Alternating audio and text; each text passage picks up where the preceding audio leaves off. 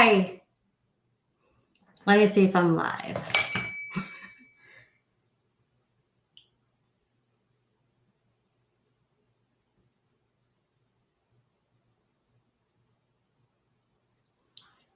Hello. Hello. Let me see.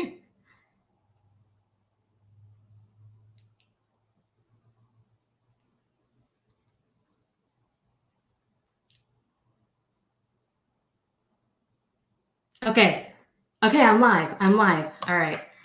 I never know when I'm live. First of all, can you guys hear me? Check. 1 2 1 2. Hello.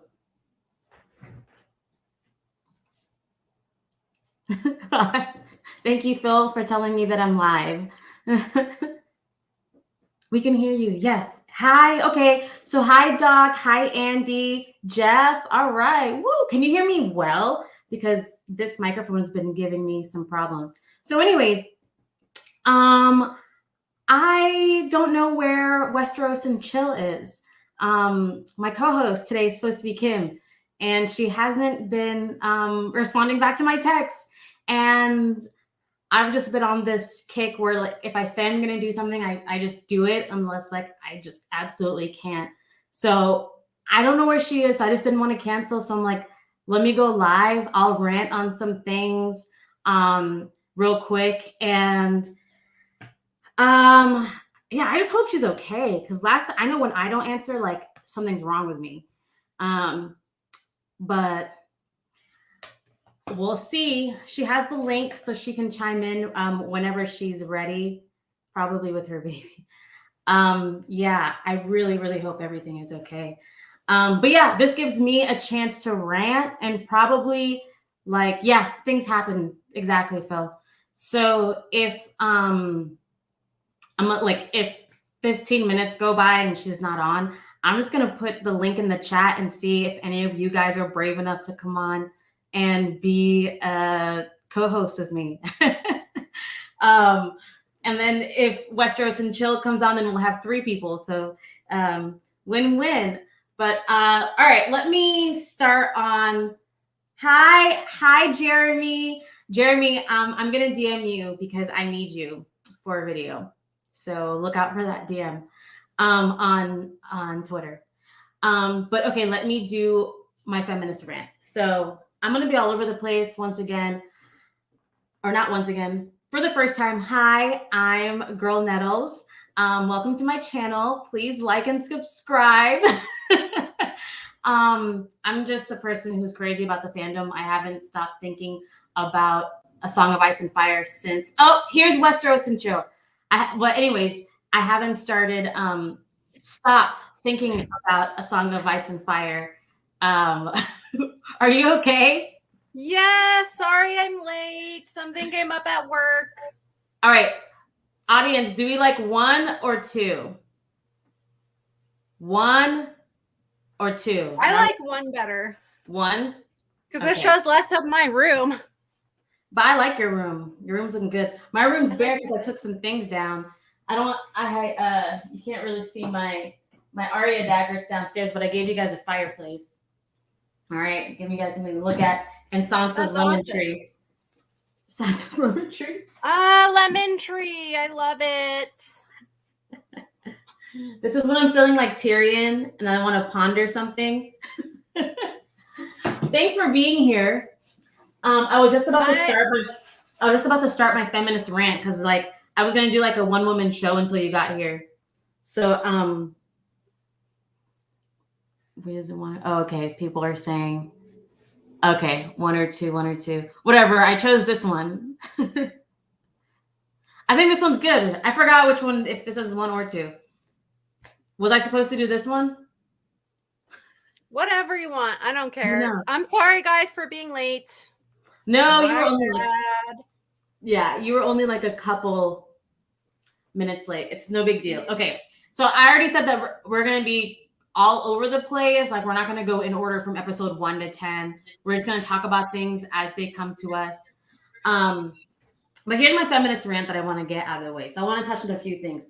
First of all, just to touch on Emma getting dragged and cut the long way. That's the first episode. That's our introduction to women. So I love that they showed that.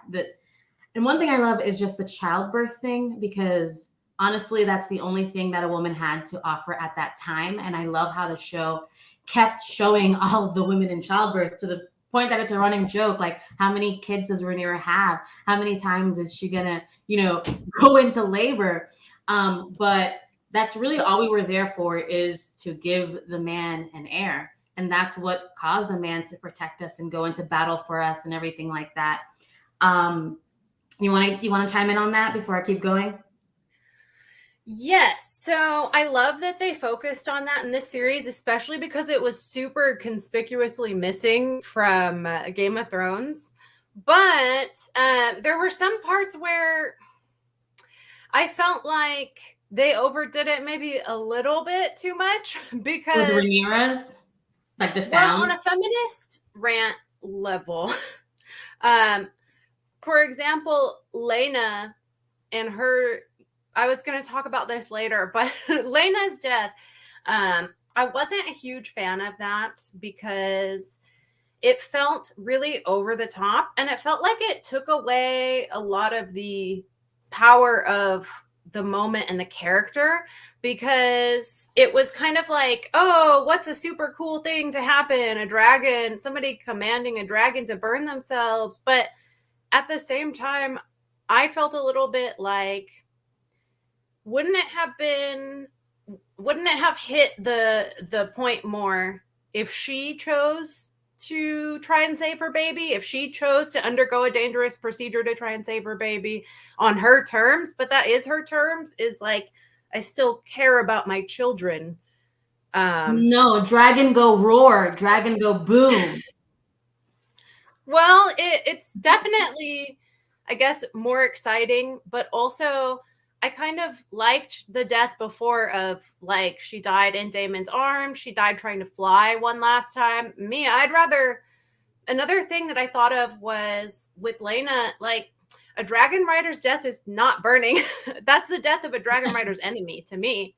Or a bad dragon rider. Like, if you're bad at war and bad at riding. Right. What Like, happened to, like, fire cannot kill a dragon? I know they're not fireproof, but it felt off to me. If it was me, I'd rather be like, because they made it clear the baby still has a chance, but she's going to die for sure. And as a mom, I kind of felt like, oh yeah, do anything to save the baby. Then if I'm going to die anyway, then I'm going to make that choice. Like, don't ask the husband, just ask me if I want to do that. And I think it would have been a lot more powerful that way, where, okay, it's still nature, it's still childbirth, these are still the rules of the world that we live in, but I guess that's not as fun and exciting as a dragon making a Tibetan monk out of her. So wow. Next, so let me just read my own quote. So I wrote here: House of the Dragon paints a beautiful picture of the worth of royal women before and after the dance. And what I mean by that is that, like, so we already know the worth of women in general, which is second-class citizens. You can't fight, so you're worthless. But we also know that if you're highborn woman, you have like a better chance at life. Like, maybe your life isn't miserable. Maybe you have a happy life from start to finish, because you never have to worry for a meal, and you might even get betrothed to someone that you picked or love. So we already know that highborn women have a better chance. That's why I'm only talking about them, not no peasants. Sorry, peasants. So even though what I love that House of the Dragon paints is the first scene that we see is Renera on her dragon. And I love Renera on her dragon because I feel like in medieval times, the only way a woman can be equal to a man is if she is also on dragonback. So that means that's the only way that a woman can finally be as equally strong as a man, because we know women can be mentally strong as a man, but the physical strength is what women are lacking, like, as a whole, right? But if you have a dragon, now you can go into combat. Now you can intimidate. Now you can do every single thing that a man can do. So that's why I think Westeros and Chill will be right back. Looks like her device just disconnected, but onwards. So that is why before the dance, we are talking about women taking the throne. We're talking about women being in line because they do have dragons. They're equal to men. But then after the dance, so those of you who have read A World of Ice and Fire, you know that we never talk about women taking the throne again. It's always like, okay, who's next? Whether it's Daeron, the young king, whether it's Baelor, we just keep going down the male lines. And even though there's usually a plethora of women to choose from, especially when you're talking about fourth born son of a fourth born son, like a lot of people died. The line of succession was hardly ever father to son, father to son. It's usually like father to grandson sometimes, or nephew, uncle, all types of things. But after the dance, you never hear about the plethora of women being named. And it's because they no longer have dragons after the dance. So now the royal Targaryen women, they're still above. They still got money. Okay. They still got money, but they don't have their dragons. So now they cannot be in the line of succession, but they can be broodmares. So that's one thing that I love. That part of my feminist rant. So dang, I guess we really lost Westeros and Chill. I'm gonna pause. I have 2 more points. My feminist rant is kind of long. I want to see what you guys are saying.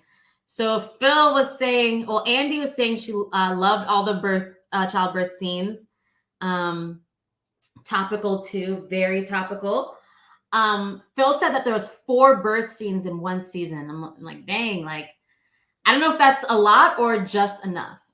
And then Phil says, which is why they should have stuck to books and giving her a deformed birth that she died from, which would have made the scene in episode 10 much more suspenseful for show watchers. So I guess what you're saying, I'll save that for Westeros and Chill because she was talking about Lena's death. Andy also says, the only reason I can see why the showrunners didn't go with the original thing is trying to avoid getting another infant funeral. Okay, also talking about Lena, saying why she burned instead of giving birth to her deformed baby. Dragons as the great equalizers. Yes, when it comes to gender. Even the Starks have interesting jumps. Hi, Craig. What's going on? Let's go. Amy Collins, what's going on? Feminism and dragons. Let's go. Okay, it's just Westeros and Chill is saying it kicked her out. Let's invite her back in.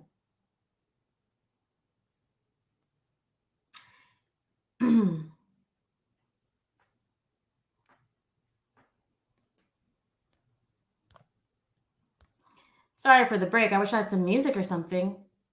Dun, dun, ba-da-da, ba, ba-da-ba. Bum, bum. All right. Doing this thingy. Let me go back to. I am so sorry, everybody. I will take a Jello shot, okay? As soon as we. I don't know what satisfaction that'll bring you guys, but I will take a Jello shot when she gets back.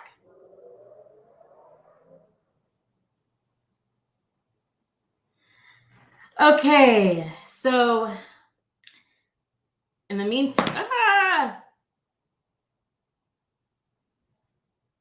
no, that's not it. That's not it.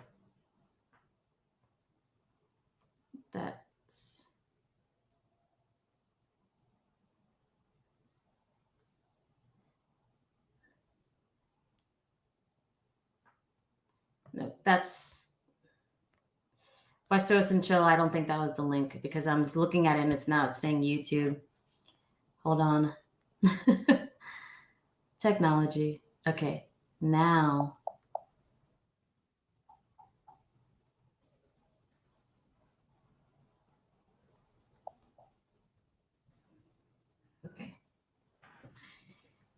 Okay.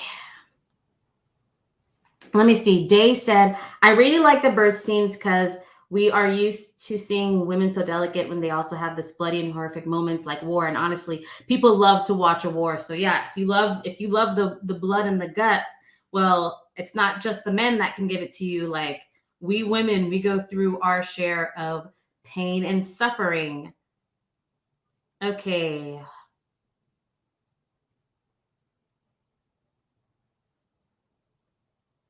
Okay, Westeros and Chill. That is the right link now. Oh my gosh. I'm going to get fired. All right. There, she's back. Okay. Oh, there we go. Okay. Wait, can you see me? We can't see you, but we can hear you. What the heck? You guys, I'm sorry. It's a modern era. Technology happens. You know, I'm all dressed up in the queen's robes and everything. Like, it's probably not recognizing your camera. Why don't you go out and come back in? I did that and I restarted. Oh no. Okay. Keep trying, Kim. Hey, Matt. All right, here she is. Oh, there we yes. go. You know, I was late to the party here and I got kicked out, but I am dressed up in my Halloween costume. Yes, I am forcing my husband to dress up as Daemon. What do you guys think? It's the queen's like nice little funeral dress. And I wanted to make a toast to the Black Queen. Woohoo! The rightful queen. The rightful queen and heir to the Iron Throne. Is that a Jello shot? Mm-hmm. Amazing. Those are amazing. Okay, so what are we on right now? What topic are we on? I call it the Blue Winter Rose. We're still on my feminist rant, but there were some people commenting on what you were saying about Lena, and I thought maybe you'd want to chime in on it. Said- Phil H said they should have stuck to the books and giving her a deformed birth that she died from, which would have made the scene in episode 10 much more suspenseful for show watchers. And then Andy was saying she thinks the showrunners didn't, talking about Lena's death by birth. So she said that showrunners didn't go with the original thing because they wanted to avoid another infant funeral. And then lastly, Day, she said she liked the birthing scenes because we always see women as delicate when they also have this bloody and horrific moment like war. And honestly, people love to watch a war. So. Okay. So I have a lot to say about that. So one of my favorite lines in Game of Thrones, like one of the many, many great lines, is I think it's in Clash of Kings. She's talking to Sansa. Sansa got her period for the first time, and she's like, "Oh no, now I have to bear Joffrey's kids," and she's all freaked out, which is what Sansa's thinking, obviously. But she tells Cersei, like, "Oh, I don't know, it's so messy. It's messier than I thought." And she says, like, "Wait till you have a baby." Yeah. My thing is like, but a period with no tampons, though. That's the thing. That's the thing that medieval women are going through. Yeah, that's no option to keep pads it cute. either. It's like real just cloth diapers down there that you have to wear. That sucks. There's no option to keep it cute. Right. But Cersei tells Sansa that the best things in life are like 1 part magic and 10 parts mess. And that I have found that now that I have a kid. Fire I found and that true. Right. And so it really goes to speak to that of like women are supposed to be delicate and feminine, but we see, and then Cersei also says we see more blood than men do. Why would we be afraid of it? Right. And one thing that I really says that. Ygritte says that. Oh, right. That's right. Because she was like, why would I faint when I see blood? I see it every fucking every day. Why? Yeah, exactly. So one thing that I really loved that the show did was I thought they really, other than the lizard baby thing, which honestly, I'm just not mad about not seeing lizard babies. It's a little bit far-fetched, and it is nice sometimes to rein it in on the HP Lovecraft stuff. But I really, really liked how they did the finale of Renera's stillbirth of Visenya, because it looked really, it was super, I don't know, it felt, out of all the births in the show, even like the premiere and everything, hers felt the most realistic to me. And maybe it's a credit to the actress too, but I really thought that the Visenya stillbirth of how she's saying, like, I saw a lot of, okay, so let's address the leak, right? There, it leaked before, and so I got spoiled on some stuff before. Wow, I avoided the leak and the spoilers. I was like, not in my house. Well, I just noticed people were so mad about things, and it's like, oh, like he wasn't right by her bedside comforting her. Like, yes, it's good to have a supportive partner, but sometimes being a supportive partner means leave me the fuck alone. And when she's telling everybody, get away from me. Like, that was super realistic to me. It's not all magical. I'm bleeding everywhere. I'm in a lot of pain. Just get the fuck off me. I really liked that. I liked how, I really loved how, because I listened to the Princess and the Queen audiobook narrated by Sir Jorah, Ian Glenn. Right. Ian Glenn's such a great voice actor and regular actor. But there's a part where he says, like, get out. That voice acting part. That was so true to the books. And it just gave me a lot of feels. And it also made me think, like, you know, I don't know what people were complaining about. That's a freaking realistic birth scene. And it was really just super, I thought it was traumatic enough without the visceral, like, I thought it was visceral enough without the lizard baby stuff. Has Emma, the actress, gone through childbirth? I'm assuming no. Okay. But that's an assumption. I mean, did I say, they, like, I know it's they. The actor. They. But I want to finish my feminist rant, but you know, as it is in real life, let me, I wanted to insert what Talea, I don't know if I'm saying it right, Talea Tomlinson, which she says, can y'all explain your love for Daemon's character? Is Book Daemon less evil? So let's interrupt my feminist rant with our explanations on Daemon. So, no, Daemon is not less evil in the books, but we still love him. Because we don't love people because they're less evil, or we don't love them for the amount of evil they have. We just love them for their essence. Like, for me personally, I just love an alpha male. Like, I just love someone who says exactly what they think, and they see what they want and they go after it, and they don't make excuses. Like, they take the hard road. I'm not saying that's the only way to be. Like, for example, I'm a beta female. Like, I'm a beta type of person. I'm not the person who's going to plunge in. I'm the person who's going to watch and see what you do and then go in after you.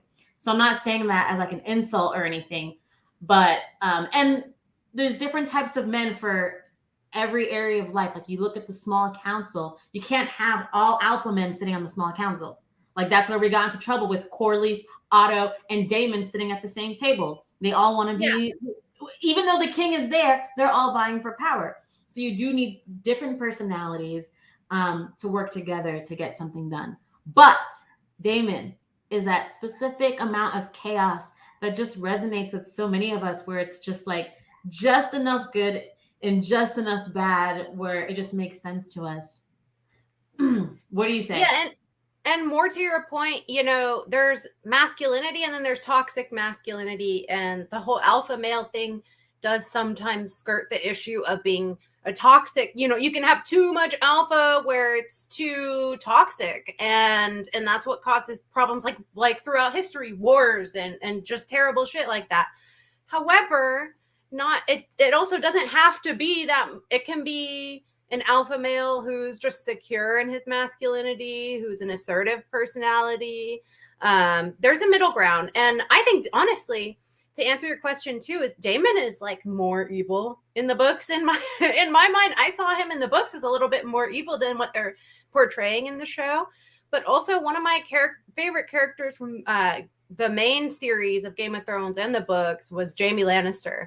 And Jaime Lannister is somebody who did a lot of fucked up shit, you know, and it wasn't always so just lovey-dovey with him and Cersei and everything. In fact, it's a super unhealthy relationship, to be honest.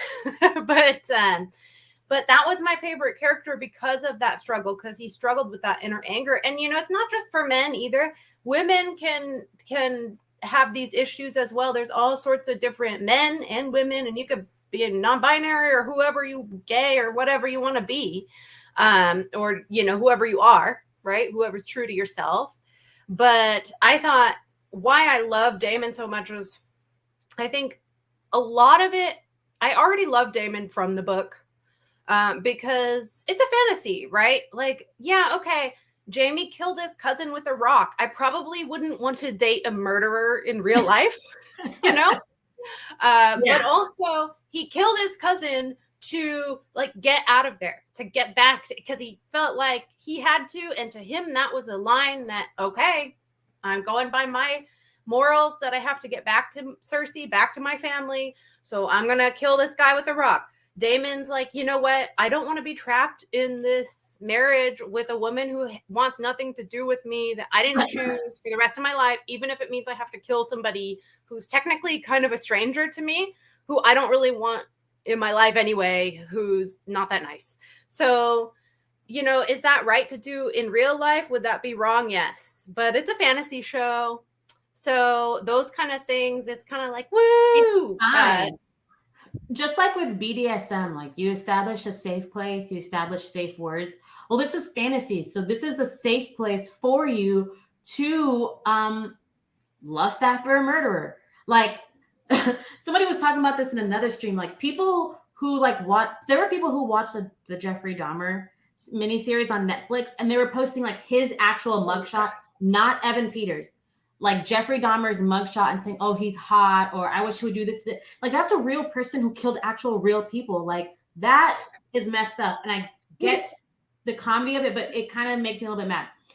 But like, this is fantasy. Yeah. We can lust after these people. We can hate the good people. We can love the bad people, because this is the only time it's okay.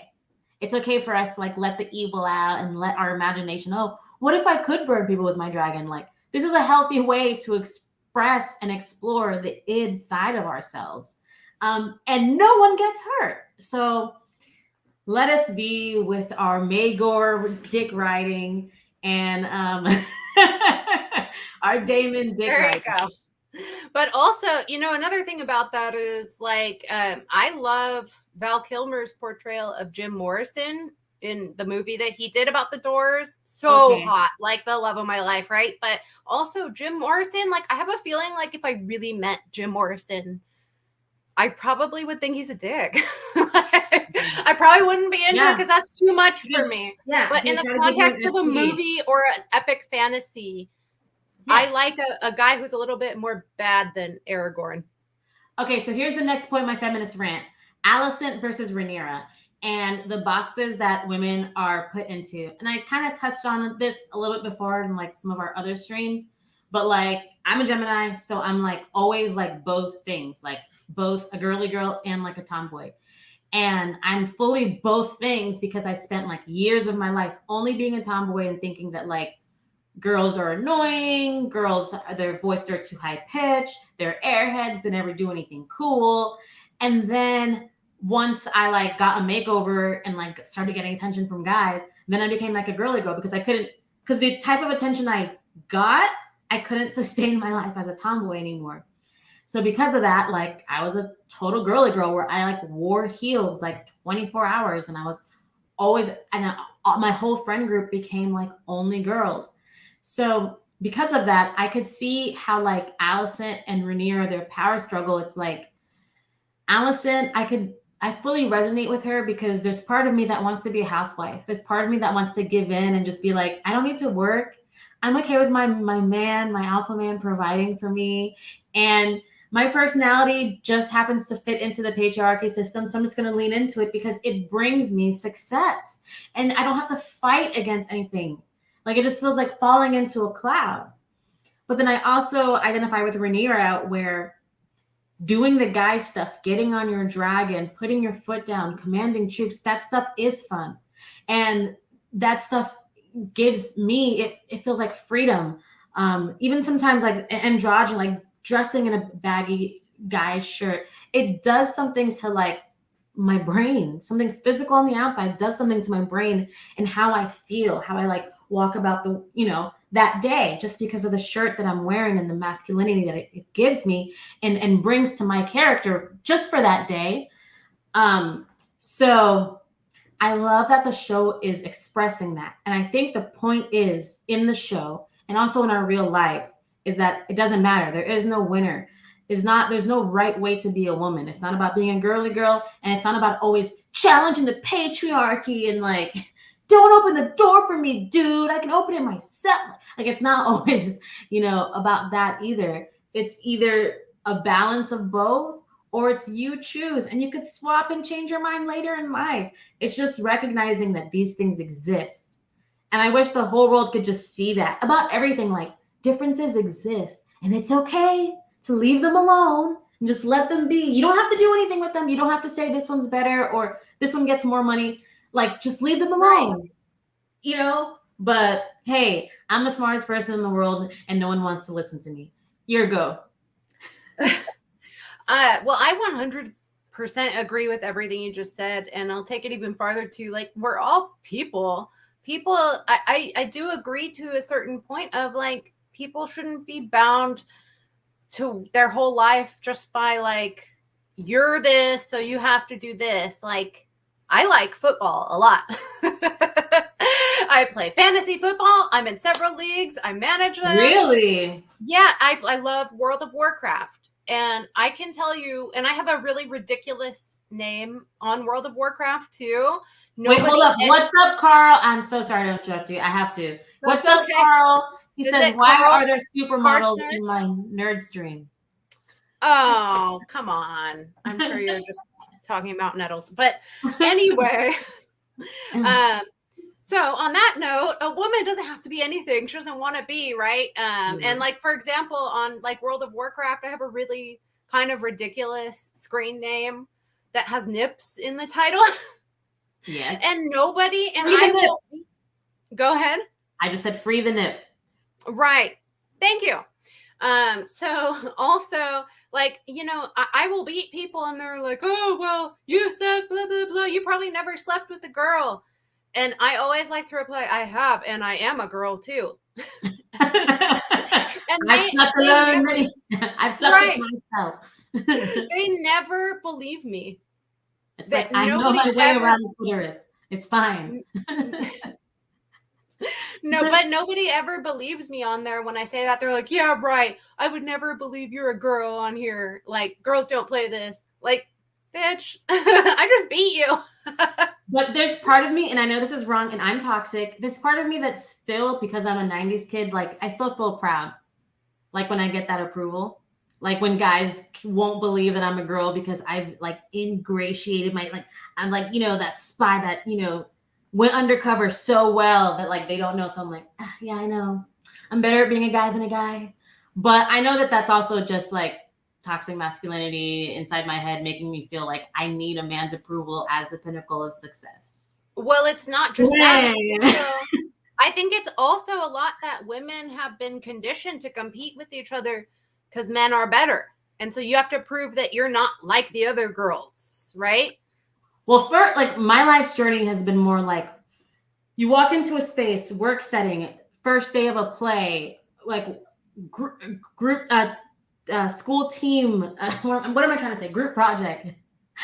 And what I do is I assess. I'm like, okay, let me take the girls down first and prove that I'm the head bitch, that I'm the best girl here. Then I'm going to contend with whatever male is in the room and assert my dominance and show them that I'm smarter, that I have more experience. And that's, like I said, I'm the example of regular average American. Like, I'm not going to pretend to be anything that I'm not. And like, that's how I think about things. Take out the women, then the men. Well, there you go. That's more to my point. Like, that's what we're conditioned to do is not to compete with the patriarchy. I hate saying like the patriarchy because I feel like it has all these like woke kind of They connotations. ruined it. Yeah. I know, but also I'm for the idea of women being equal to men, not having to be anything. A woman can be in charge and all that. But yeah, that's what we're conditioned to do, is not compete with the men, but compete to please the men with each other. And that was an idea that I think that the show in the first season did so well. I think they just nailed that aspect of Rhaenyra and Allison. Yeah. And they showed us other types of women too, because it's not white and black. There's gray areas, you know, there's more girly, like all that stuff. But Renera and Allison represent the rule type of thing. So I have my Right. I have my last point. Oh, okay, that's it. That's it on the feminist rant. And let's catch up on what everyone's saying, because Yeah, let's go through some of this. Was Daemon trying to get an upgraded dragon this episode? Okay, Matt. Everyone's like, oh, you can't have 2 dragons, blah blah blah.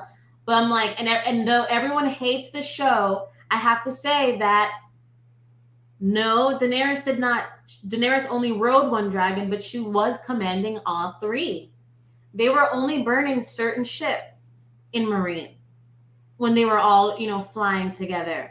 Like, so I think there is a way where, at least if you guys are going into battle or going to save something, like whatever, where you can command other dragons to come with you if you've grown up with them and you're friendly with them and stuff like that. Like, you don't think that Vermithor and Silverwing, like Jaehaerys, could walk up to Silverwing and be like, hey, what's up? Of course he could.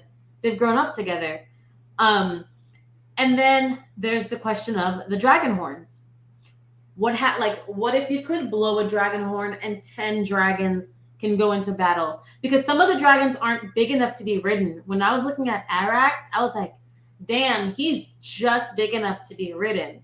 So imagine, like, if you do have small dragons, are you just going to waste them in the war? No, you get a dragon horn and you use them too for little blitz attacks and stuff like that. So that's a great question, Matt. What do you think, Kim? Was Daemon trying to get an upgraded dragon this episode? So I literally just watched it again yesterday, and I went over this scene and I told my husband, like, what was the point of this scene? Like, what is he trying to do? I think he's just trying to test the temperament of the animal. Nobody's looked at Vermithor for a really long time since Jaehaerys died. And I think he really was just trying to kind of gauge, like, can somebody, I think it was foreshadowing for some other things that are to come. Are we doing like a spoiler section at the end? Girl, you can spoil now. I don't give a fuck. Well, we want people to watch this and not tune out. I don't care, and the people in the chat don't care either. Okay, so later on with the dragon seeds, I mean, they dropped the seeds, right? That we have unclaimed dragons here. Now, one of the things I was kind of worried about is continuity of, well, what are you going to do with Sea Smoke, because Laenor's still alive? I'm going to wait till later, because are we going to talk about predictions? Yeah. Okay, so I'll save that one till later. Forget, because that's on you, because I'm giving you a chance to get it out now. Well, I'm not going to forget this. I've been thinking about it for like weeks now. Okay. but I think so later on, when he's saying, like, we have unclaimed dragons and the dragon seeds and everything, they've laid the seeds for people to come and claim these dragons to fight for their cause. And I think that's what he was doing there, was trying to kind of gauge that, because Vermithor's big, but I don't think there's a good replacement for Caraxes, because Caraxes is arguably, like, he's lean, he's more swift because of his shape, he's aerodynamic. Daemon has like a whole history with him already. I don't think that's necessarily what he was trying to do. I think he was just trying to gauge, like, well, what happens if somebody is this a beast where I'm going to put this on some, like when I worked at the reptile zoo, we did pictures sometimes with like a big snake. We're not going to tell somebody to hold our most aggressive snake. We're going to judge, like, okay, let me test you a little bit. What if I, like, put some crazy hand movements in front of you? How are you going to react? And so I think it was just trying to illustrate, like, more dragons to us and foreshadowing. I think that was the main point of the scene, was foreshadowing. Cool. Yeah. So everyone else was just kind of talking about like Vermithor stuff. Some good stuff in the chat. Oh, and one more thing about what you said about some people don't have dragons big enough to ride on. For those who are not book readers, by the way, I don't know how much of your following consists of that, but Bela, the older girl of Damon's girls who has Moondancer, I was really wanting to see that. I was really wanting to see like the little baby dragon on her shoulder. I think it would have been a nice little callback to Baby Drogon and Game of Thrones on the shoulder. But her dragon's like this big as of right now. It was like the size of your little sheep stealer, like prop dude. So where is he? Yeah, bring him out. Pieces. Because I live in an apartment, so I don't like to drill holes or anything. So I was using like the sticky hook. So I got like this little chain. So I had to put the little sticky on my ceiling with the chain, and then I put the dragon in it, so it's like always just up on my ceiling. And after like months and months of being stuck up there, it just fell. So the tail is all broke. So I gotta get some hot gluing together. But he's got a broken tail. Listen, Sheep Stealer's been through war now, okay? And now Sheep Stealer's ready for Sheep Stealer has the battle scars. We're ready for season 2 now. Okay, so the other thing I wanted to talk about is so I was a psychology minor, and I just always been interested in psychology. I took it in high school and everything, and I think probably you guys in the chat are probably also interested in psychology, because I just figure A Song of Ice and Fire fans, people who have the patience to read these books and get into it like how we are, you usually like to get into people's minds, because that's what we're doing when we're this level obsessed. We're 100%. In Tyrion's mind. We're in Daenerys' mind. So there's something that I've been like, because even though I'm not in school anymore, I still keep up with psychologists. So the thing that everyone's been talking about is overfunctioning and underfunctioning. Have you heard of that? Yes. Yeah. So, I'm familiar. So basically, just for anybody listening who doesn't know, it's so overfunctioning and underfunctioning are patterns people manifest in a relationship. And this could be like a romantic relationship or in a family dynamic. The underfunctioner is often anxious, dependent, and do not feel confident in doing things for themselves and on their own. And then the overfunctioner feels the urge to manage, help, and change their partner. So briefly, how this can like manifest is basically like, let's just use the family dynamic. You could have like we have the sex thoughts. Here we go. So quickly in the family dynamic, like you can have like an older sibling who is always there, like, and the younger sibling, let's do the same example where like you're pouring the milk and the milk for the cereal, and the milk falls, and the older sibling comes and like grabs the milk, like, oh, let me do it for you. They pour the cereal for you, set it on the table, give you a spoon, they clean up your mess.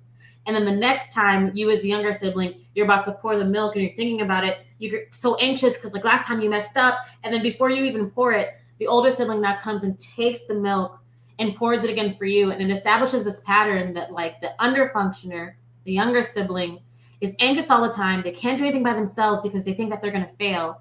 And then the overfunctioner, the older sibling, has like this burden of like always having to be there, always having to do everything. They can't live life for themselves. They have to make all the sacrifices. And then that manifests into romantic relationships. If you're the overfunctioner, if you're the older sibling, you're going to look for a drug addict. You're going to look for someone you could fix because you need to feel like that mother, like you need to feel needed.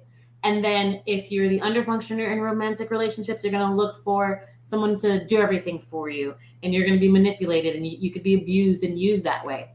So, sorry, that was long, but I feel like very interesting. This dynamic plays itself with the children, the second generation. I'm talking about Aemon, like as the second son. Like he looks at Aegon, his older brother, and he's like, this guy's a fuck up. Like this guy, like our family's gonna go into ruin. Now I have to step up.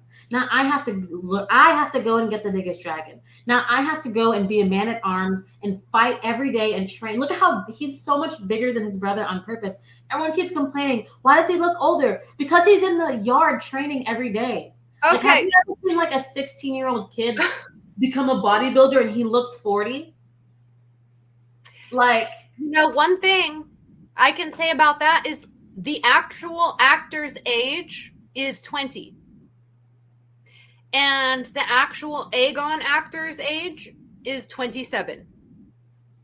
So yeah, it's real life. It's not, like it's not bad casting. It's real life. And that is exactly what you're saying of maybe he looks older for one, just because he kind of looks older, but also because he's like out there learning shit. He's buff. He's like doing workouts. He's the captain of the football Valyrian. team. I haven't heard Aegon been drinking. I haven't heard Aegon say one word in Valyrian. Aemon speaking Valyrian. Well, probably Aegon probably knows the Valyrian to get his dragon off the ground. But I think Aemon was saying something else. Like speaking it, like I'm just saying he's taking on the mantle of the older brother because of the deficit. If Aegon was normal, Aemon's personality probably wouldn't have been so brash because he would be able to relax knowing that, oh, it's okay. Oh, Aegon always has it handled. Aegon's a good older brother. Like, you feel safe so you can enjoy your childhood. You can crack a joke. The guy's so serious because he has to be. Because Aegon's a fuck up. Who's underneath it? Who's next? Helena, she's a sweet kid, but does she have what it takes to play the Game of Thrones and to carry on and to save the family? No. And then Daeron's a baby. So, like, Aemon has to be that way. And I think the over-functioning and under-functioning happens in every single dynamic, even between Viserys and Daemon. Like, it fits. But what do you think about it? Definitely with Renera as an only child, she's doing a little bit of both. I think. She's a little bit like, I need to prove that I'm a good child. She grew up with adults her whole life, except for like Allison. Whenever Allison came around, when did Allison even come there? Their whole life? Or like when they were 10 or 14? You don't really know. But one thing about Renera is, as an only child, so my sisters are actually 10 and 12 years younger than me. Dang. So I was an only child for a long time. So I can relate to Renera a lot of like, man, I wish I had a sister. And then I finally did. My sister's probably in the chat right now. But hi. But who's your sister? Is it Andy? It is Andy. Yes. Hey, Andy. Yeah, there she is. So, but that comes with a different kind of like, so you're alone all that time. You really want to take care of those siblings and then also, and kind of play that role, like you were saying, of the oldest sibling. But especially if you're that much older, there's so much.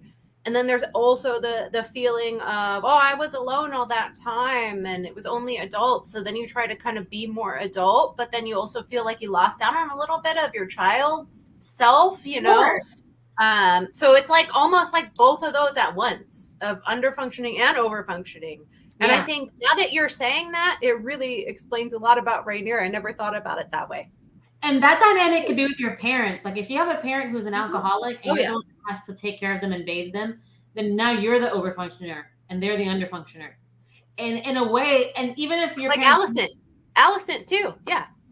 And even if your parents make money and they take care of you, sometimes they can still emotionally be immature where you're still over-functioning.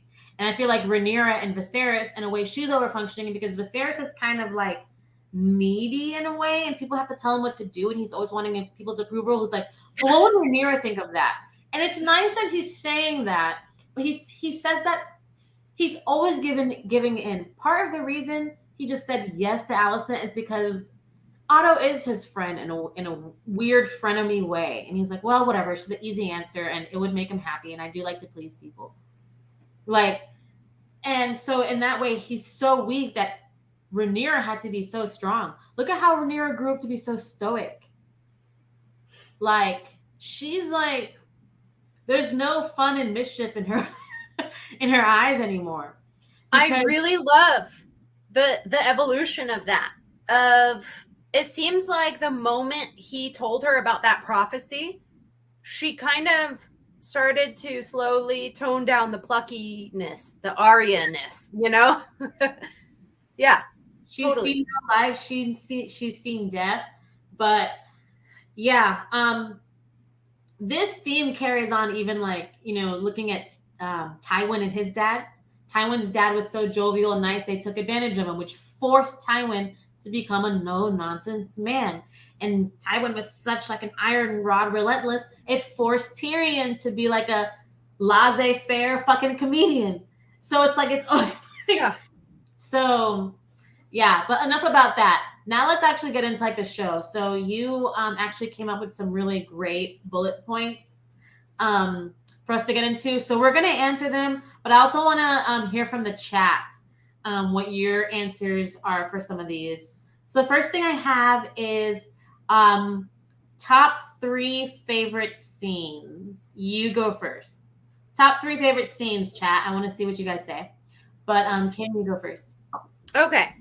So while we're getting started here, top 3 favorite scenes for me had to be, so it's hard. So why we came up with top 3 is because it was so hard to pick just one. It was so hard to pick just one. So Aemond claiming Vhagar was about everything I could ask for in a scene of claiming a dragon. It was exactly, and this is not something, it just in the book says like Aemon claimed Vhagar. Cool. It doesn't say all the specifics. Hold on. Matt's about to leave because he's like in England or some shit like that. And he said Almond's eye reveal. And I'm like, yeah, that was a good moment. I just want to say that before he has to. Oh, the sapphire looked so cool. They really pulled that off, didn't they? Yeah. No more eye patch. Someone hide that eye patch. We want to see the eye. That's what I said when it happened. Like, why are you wearing an eye patch? That looks so cool. I found out too that's also what people who are actually missing eyes, they actually have like weird prosthetics like that. I found that out recently. Anyway, so Aemond claiming Vhagar. I loved the actor who played Aemond. I loved all of that. I also loved the Valyrian wedding scene. Amazing. That was another thing of just like all the things from the books that they don't tell you, and what I had pictured in my head that was like, oh, it kind of like, oh, it just worked so perfectly all with the story. And it was like watching my dreams come to life, right? And then probably it would have to be, I don't know the specific, if it's a specific scene, but just the royal hunt, talking to the Lannisters, Renera like yelling at people, telling the Lannister guy to fuck off. That was like the glam. It was like the Grammys.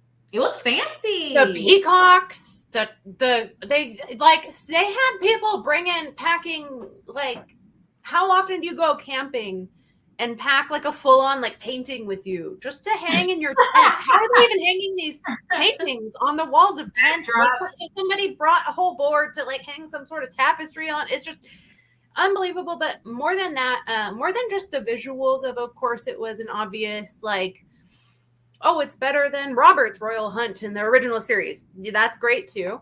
But what really drove it home so much for me and why I watched this scene, I think I've watched that episode 3 like so many times, and just Viserys talking to the Lannister guy and saying, well, do you have dragons? And him saying like, well, Lannister offers this. It really resonated as classic Game of Thrones, House of the Dragon, Westeros, whatever, A Song of Ice and Fire with me, because it just really drove home this dynamic. It looked like it put you into the space. It put you into the time period of generational, like generation after generation have been like rejected by these people, or they've lorded their power of dragons over like other royal houses, and the kind of resentment that builds up, and how they have to work with each other, and also kind of supplicate to each other and everything. It really, and just fun drama, super just fun drama. So Valyrian wedding, Aemon claiming the dragon, and just any Royal scene hunt. of Royal Hunt. Yeah. So Carl Karsnark says, in no order, King Viserys death scenes. My love. Carl, you're such a sap, man. You like that? A death scene? My love. Man, he should have died ages ago. Just kidding. That was a good scene. 2, Carl says, dragon fight at the end of last episode. So that's called the Battle Over Storm's End. Seeing Ray dismount her dragon for the first time, realizing the show would be okay. Okay, that's probably episode 1. Phil that was like the first scene. I'm so sorry, guys. I'm drinking something carbonated, so I'm a little burpy. Phil says Viserys' death after Allison left. Here we go again, a little sappy. Oh, my love. See, look at y'all. Viserys got a lot of love. Another thing I'll say about that scene is when he says no more, it reminded me a lot of Shakespeare when Macbeth is finally having his last, like, oh, tomorrow and tomorrow and tomorrow. It's life is a song sung by an idiot that winds its breath upon the stage until it is heard no more. Full of sound and fury until it is heard no more, or something like that. That's not a direct quote. I can't remember exactly the Shakespeare thing, even though I was in that play. But that's what it reminded me of, was Macbeth. And when he said no more, it reminded me of full of sound and fury and then heard no more. That's life, and it also has tragic consequences when somebody dies. There were a few lines that were quite Shakespearean. House of Dragon definitely has more elevated language than Game of Thrones. They still say fuck now and then, but not quite so much. So Phil H said Viserys' death, Renera turning to table after hearing of Luke's death. Oh, that's a good one. And then Aemon claiming Vhagar.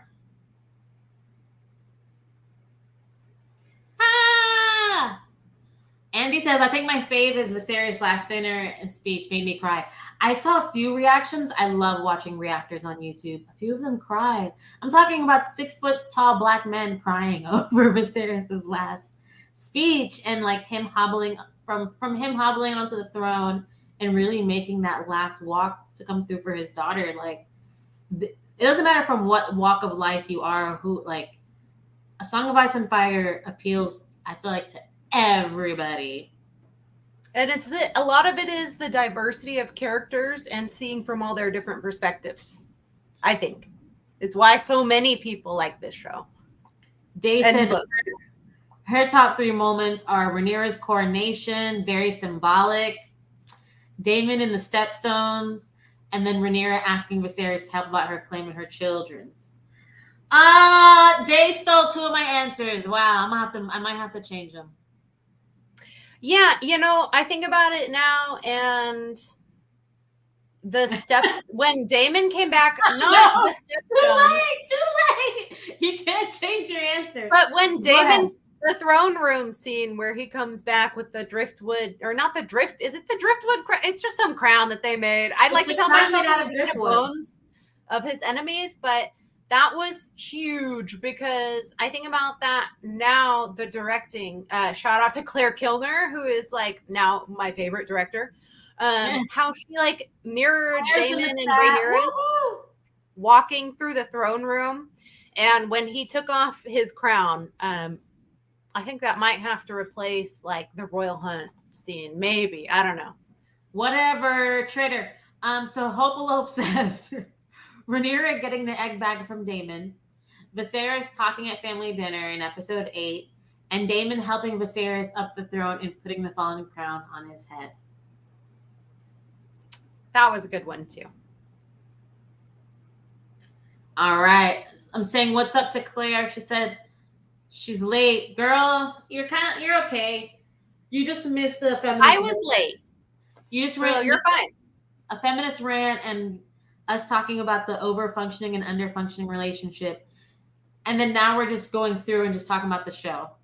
So my top 3 favorites are going to be Stepstones, Rhaenyra getting, in episode 1, having all the lords bow to her, And then my third is gonna be um, the battle above Storm's End. This last one, because that's my favorite dragon sequence. I think even better than like maybe all of Daenerys's. Yeah. Good for me. I Yeah. don't know. Maybe I'm just it's too soon and I'm like still in the high of it. Maybe I might change my mind. But that was kind of good. Yeah, that was one of the reasons I didn't pick that one, is because I kind of want to let it settle a little bit more. But also, I remember saying to my husband, like watching when Vhagar, the shot where Vhagar's going over and it's just silent and there's lightning and you see the huge silhouette of Vhagar above, is it Arax? Yeah. That was like cinema gold. That was like, I believe that was like historic, like the T-Rex in Jurassic Park, boom, boom, like that was, I couldn't believe how good it looked, because to be honest, in the first episode, the dragons didn't look as good as that. But that like blew my mind. Better than Jurassic World Dominion, definitely everything's better than Jurassic World Dominion, but better than any of the Jurassic World series so far, better than the Indominus Rex. That was like up there with Jaws, like going under the boat, kind of like, wow, mind-blowing how good that looked. I'm surprised no one talked about the sex scenes. Yeah, I'm not here for the sex, okay? HBO got special approval to show y'all some titties and some ass, so y'all better start liking these sex scenes. Come on. Okay. It was like random background actors bits for 1 second. This is why you guys are paying for that subscription. That's why HBO has never been free and never will be free, because of the titties and the ass. Y'all better show some appreciation. So, your top 3 least favorite scenes. You go first. I went first last time. Wah. My top 3 least favorite scenes. I didn't like Lena and Damon and Pentos. It felt like weird. They seemed like out of place, fish out of water. I get it. Like maybe you're supposed to feel like that in exile, but their clothes, it seemed like they were playing dress up because they're supposed to be wearing like, okay. I can't believe someone named in the chat is Feetsies. Like that is hilarious. Yeah. So Lena and Damon in Pentos. The second thing, my least favorite scene would be, I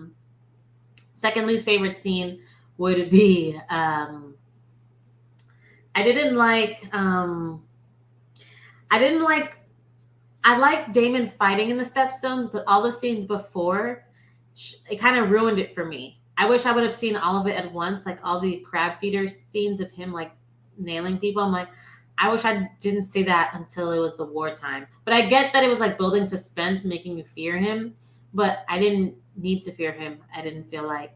And then third, I didn't like the Allison being the last person to be with Viserys. I wish it was someone more meaningful like Renera. And I especially didn't like her misinterpreting the vision. So chat, what are y'all's top 3 least favorite scenes? Kim, what you got? So for me, the least favorites was definitely Lena's death. I already kind of talked about this. Yeah. And there was another subject I could have talked about it about, but it's number 1 least favorite because it just felt so. I like that they wanted to make Lena more badass. I like that she's a rider of Vhagar. Like, make her more badass. I love that idea. I think it was very poorly executed. I think it did not make sense at all because she was literally surrounded by nurses and, maester, doctor, whoever they have in Pentos. She put a spell on them and they fell asleep and she was able to get away. So show us that. Show us that. Have her be like, no, fuck you. Like, fight them off. Because she could have done that. Like, it's a reasonable thing when you're thinking about writing a script. Her pregnant ass would not be able to fight anyone off. But that's why it doesn't make sense. Nobody would have let her go down there. Not only that, but literally she's surrounded by people one moment. And Damon looks down for about less than 5 seconds, and she's down on the beach. What the fuck? Okay, so not only kind of like not that great of writing, but also like the editing of the scene. Like, I don't know if it showed if they originally filmed her going down the stairs, like, whatever. But they just cut right to her on a beach. It's all, she's doing all that. He looked down for 2 seconds and she was gone. And not only that, but why is she running away? Like, oh, well, she didn't want to go out like Emma. Well, he already said no. She didn't have to go out like Emma anyway. She could have just done whatever she wanted. Missed it. I hated that scene. I hated it. I thought it was cheesy. I thought it was over the top.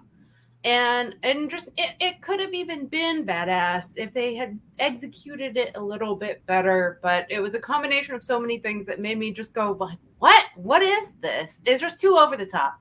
Too Netflix of writing for me. I don't like it. So that's definitely number one. Other than that, I really don't have a lot to criticize about the show. Probably other least favorites were I had to scramble to just think of things that I didn't like. Yeah, I know. That was the only real thing I didn't like. Even like the Rainey scene that a lot of people complained about, because she killed common people, because she burst out of the floor. The only problem I really have of it is that it doesn't make a lot of sense for a dragon to burst out of a stone floor when it's all caves. They could have, I feel like, made it make more sense. So I wasn't in the dragon pit. They like, you know how the dragon pit has like a mouth, like that ramps up. Okay. Apparently they put a board over that, and that's what made the small folk able to stand on it. So it was literally a beast beneath the board. Okay. Because they put one big board to cover the mouth, and the mouth is the only way out of the dragon pit. So Melee's had no choice. But there's other entrances. They showed it before. There's other entrances. But there's like caves. There's little caves that the dragons go in and carved into the anyway. But that's fine. Yeah, I don't know. I can get over that, honestly. I can. Okay. So then my other absolute, so I really can only think of two scenes that really just two things that I really hated. And it was Lena's death, and it was the Massaria, absolutely 100% Massaria scene, not even any of her other scenes, but the one in episode 9. Hopalop said she hated every one of Massaria's scenes. I hated all of her scenes because but here's why I especially, and I'm going to be very careful here and delicate. Here's why I hated especially her scene from episode 9. This is a British actress. I would never we talked about this. You like blew my mind. I was like, huh? Yeah. So I would never make fun of anybody's actual accent that they have. Yeah. I think accents are one of the cool things about, for example, Game of Thrones, how they had like Shay, who's supposed to be foreign, so they hired a German actress. Or Sirio Farrell, who's supposed to be Bravosi, and Bravosi kind of have a Spanish kind of accent. So they hired like a Spanish, I don't know where he's from. It's kind of sounded Colombian to me, but whatever. So if you want somebody with a heavy French accent or heavy Jamaican accent, hire a Jamaican woman. Hire a French person. Whatever you're trying to go for, hire that. Don't hire a British actress and have her talk like this. Ooh. Like, it sounds like she's doing a goddamn Jar Jar Binks impression. And it's an impression, okay? It's not an accent. Actress is British. The actress is British. Okay? It ruined every scene with her in it for me. And what was so disappointing about this, guys, is that I love the actress. I've seen the actress in multiple things. I was really excited when they cast the actress. I was like, oh, she's going to be really cool and kind of creepy and intimidating, but pretty and sexy too. Why did they have her talk like that? Just have her talk normally. They could have even dropped it after like the time jump. I've been here so long that it's fine now. I talk in a British accent. It's been 20 years. My accent is still the same. But I have not improved at all. Some people's accent never change. So if it was important for them to have an actress with an accent to drive that home, they should have hired a non-British actress. That's because it ruined. What I'm critiquing here is not an accent, it's a performance. Okay. And her performance sucked. It sucked. Okay. It was a bad Jar Jar Binks impression. And it ruined every scene. And what I loved about it was that, or what I hated the most was that I could have loved the scene. I could have loved in episode 9 when she says, like, there's no power but what the people allow you to take. That is such a cool line. And it's great. I think it's cool the angle they're going at with Massaria, even though, by the way, she still uses children spies and child labor to, like, so she's not like all heroic and like just fighting for the children. Like, she's also using these same children just like Varys. But it could have been, I feel like that was the most heartbreaking thing about it to me, was that it could have been such a good scene. This is a good actress, and it's great writing, honestly. Like, there's no power but what the people allow you to take is a big part of this story. And it is going to come back later in a certain way. I'm not going to spoil, but it could have been such a good scene. And instead it was a Jar Jar Binks impression. Okay. So there you go. Superstar 6626 says, my faves are the same as my least faves. That's how you know this series rocks the socks. I like that their faves is also their least faves. Andy Bergerson says, hated Rhaenys bursting out of the dragon pit. So annoying. Lowers the impact of the future destruction of the dragon pit. Dumb.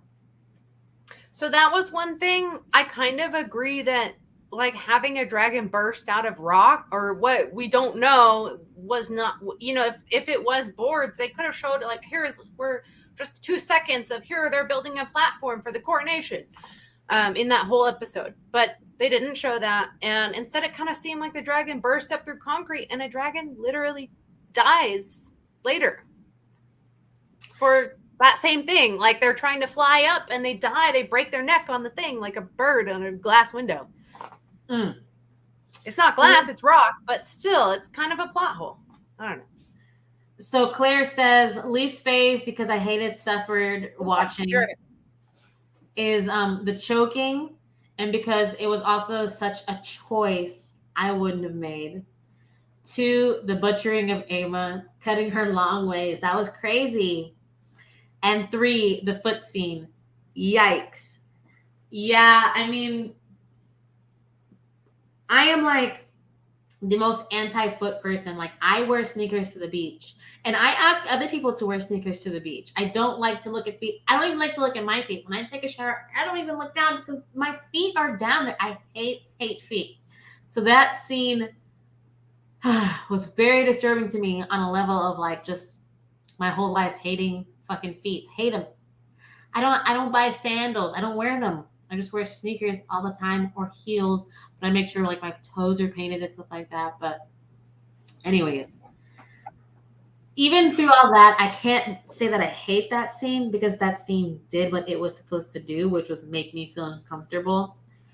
And it also made you see that Allison was a hoe, like I've been saying. I told y'all Allison was a hoe. She is a hoe. And so that's why I can't hate that scene, even though it made me uncomfortable.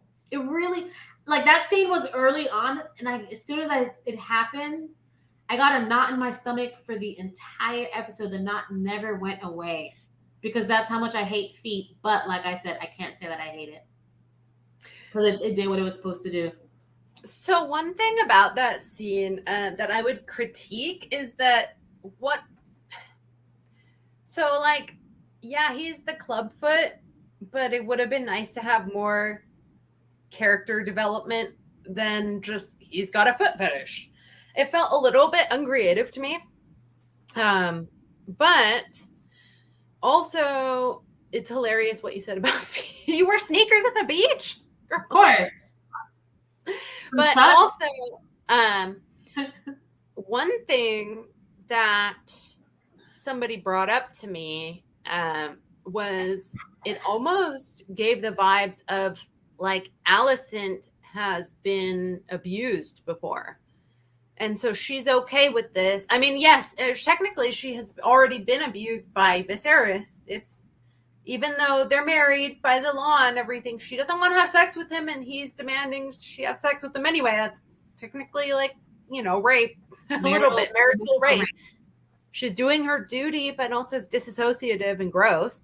And so like, I've seen this a couple times. People brought up like, I wonder if she was abused as like a child. And that's why she's just so okay with letting Larys do whatever.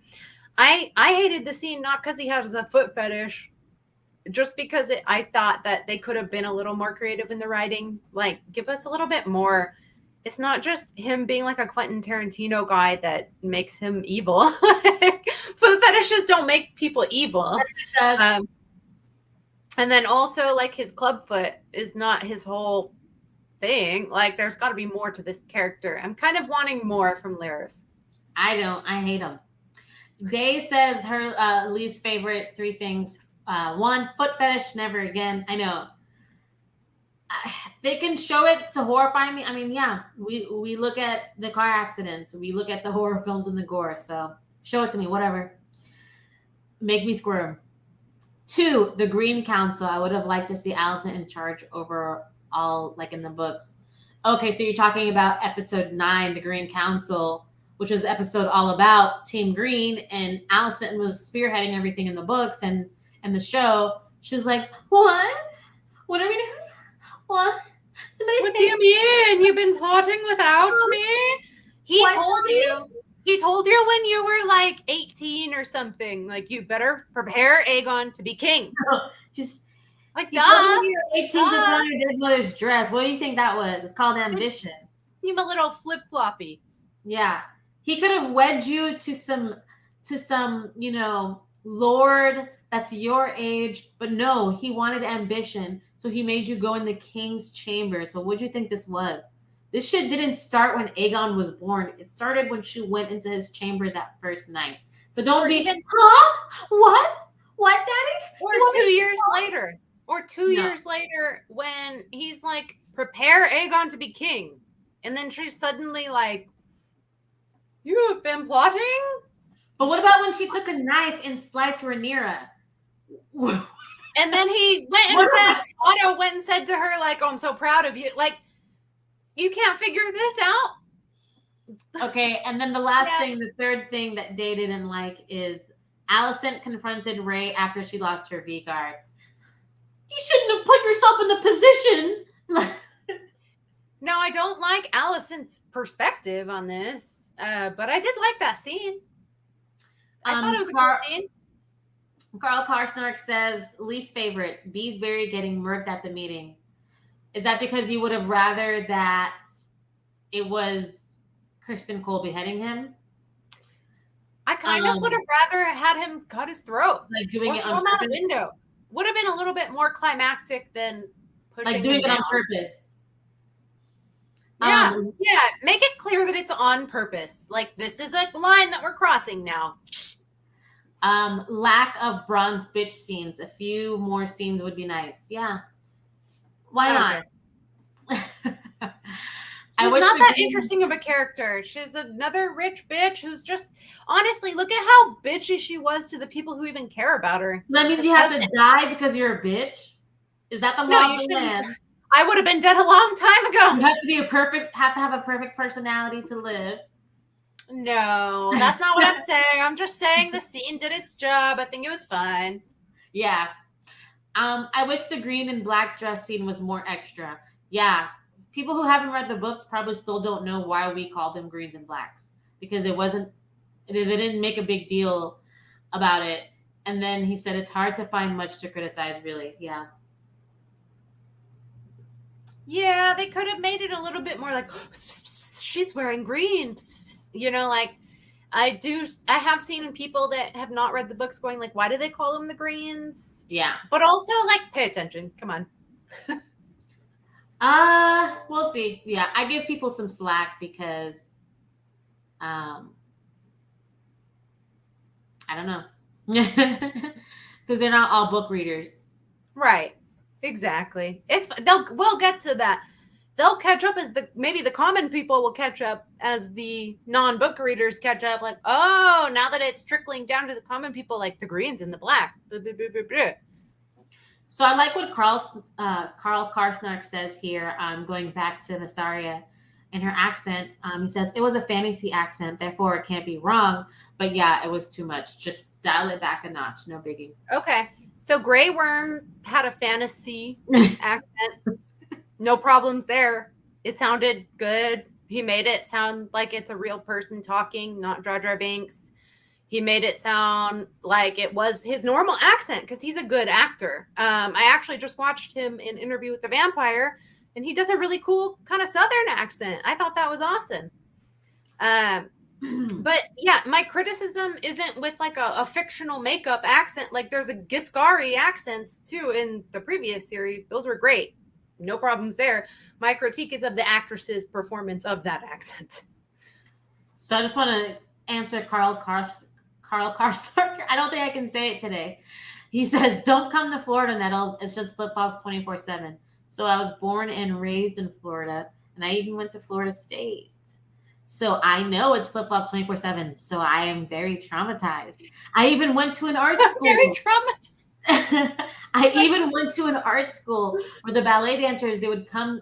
So our school didn't have a dress code, so you could wear your leotard and your tights all day, and they would roll their tights up and then put flip-flops on when they came to math class, and then they'd go and take ballet 1 or 2 and they'd put their ballet shoes back on. But their feet would stink. They would stink from sweating in their dance shoes. Then they'd put on the flip-flops. Then they would no socks, and they would put their feet up behind your desk to elevate the sense of the feet. No. I went through a lot with the feet living in Florida. Yeah, no socks equals smelly feet. Just so you know.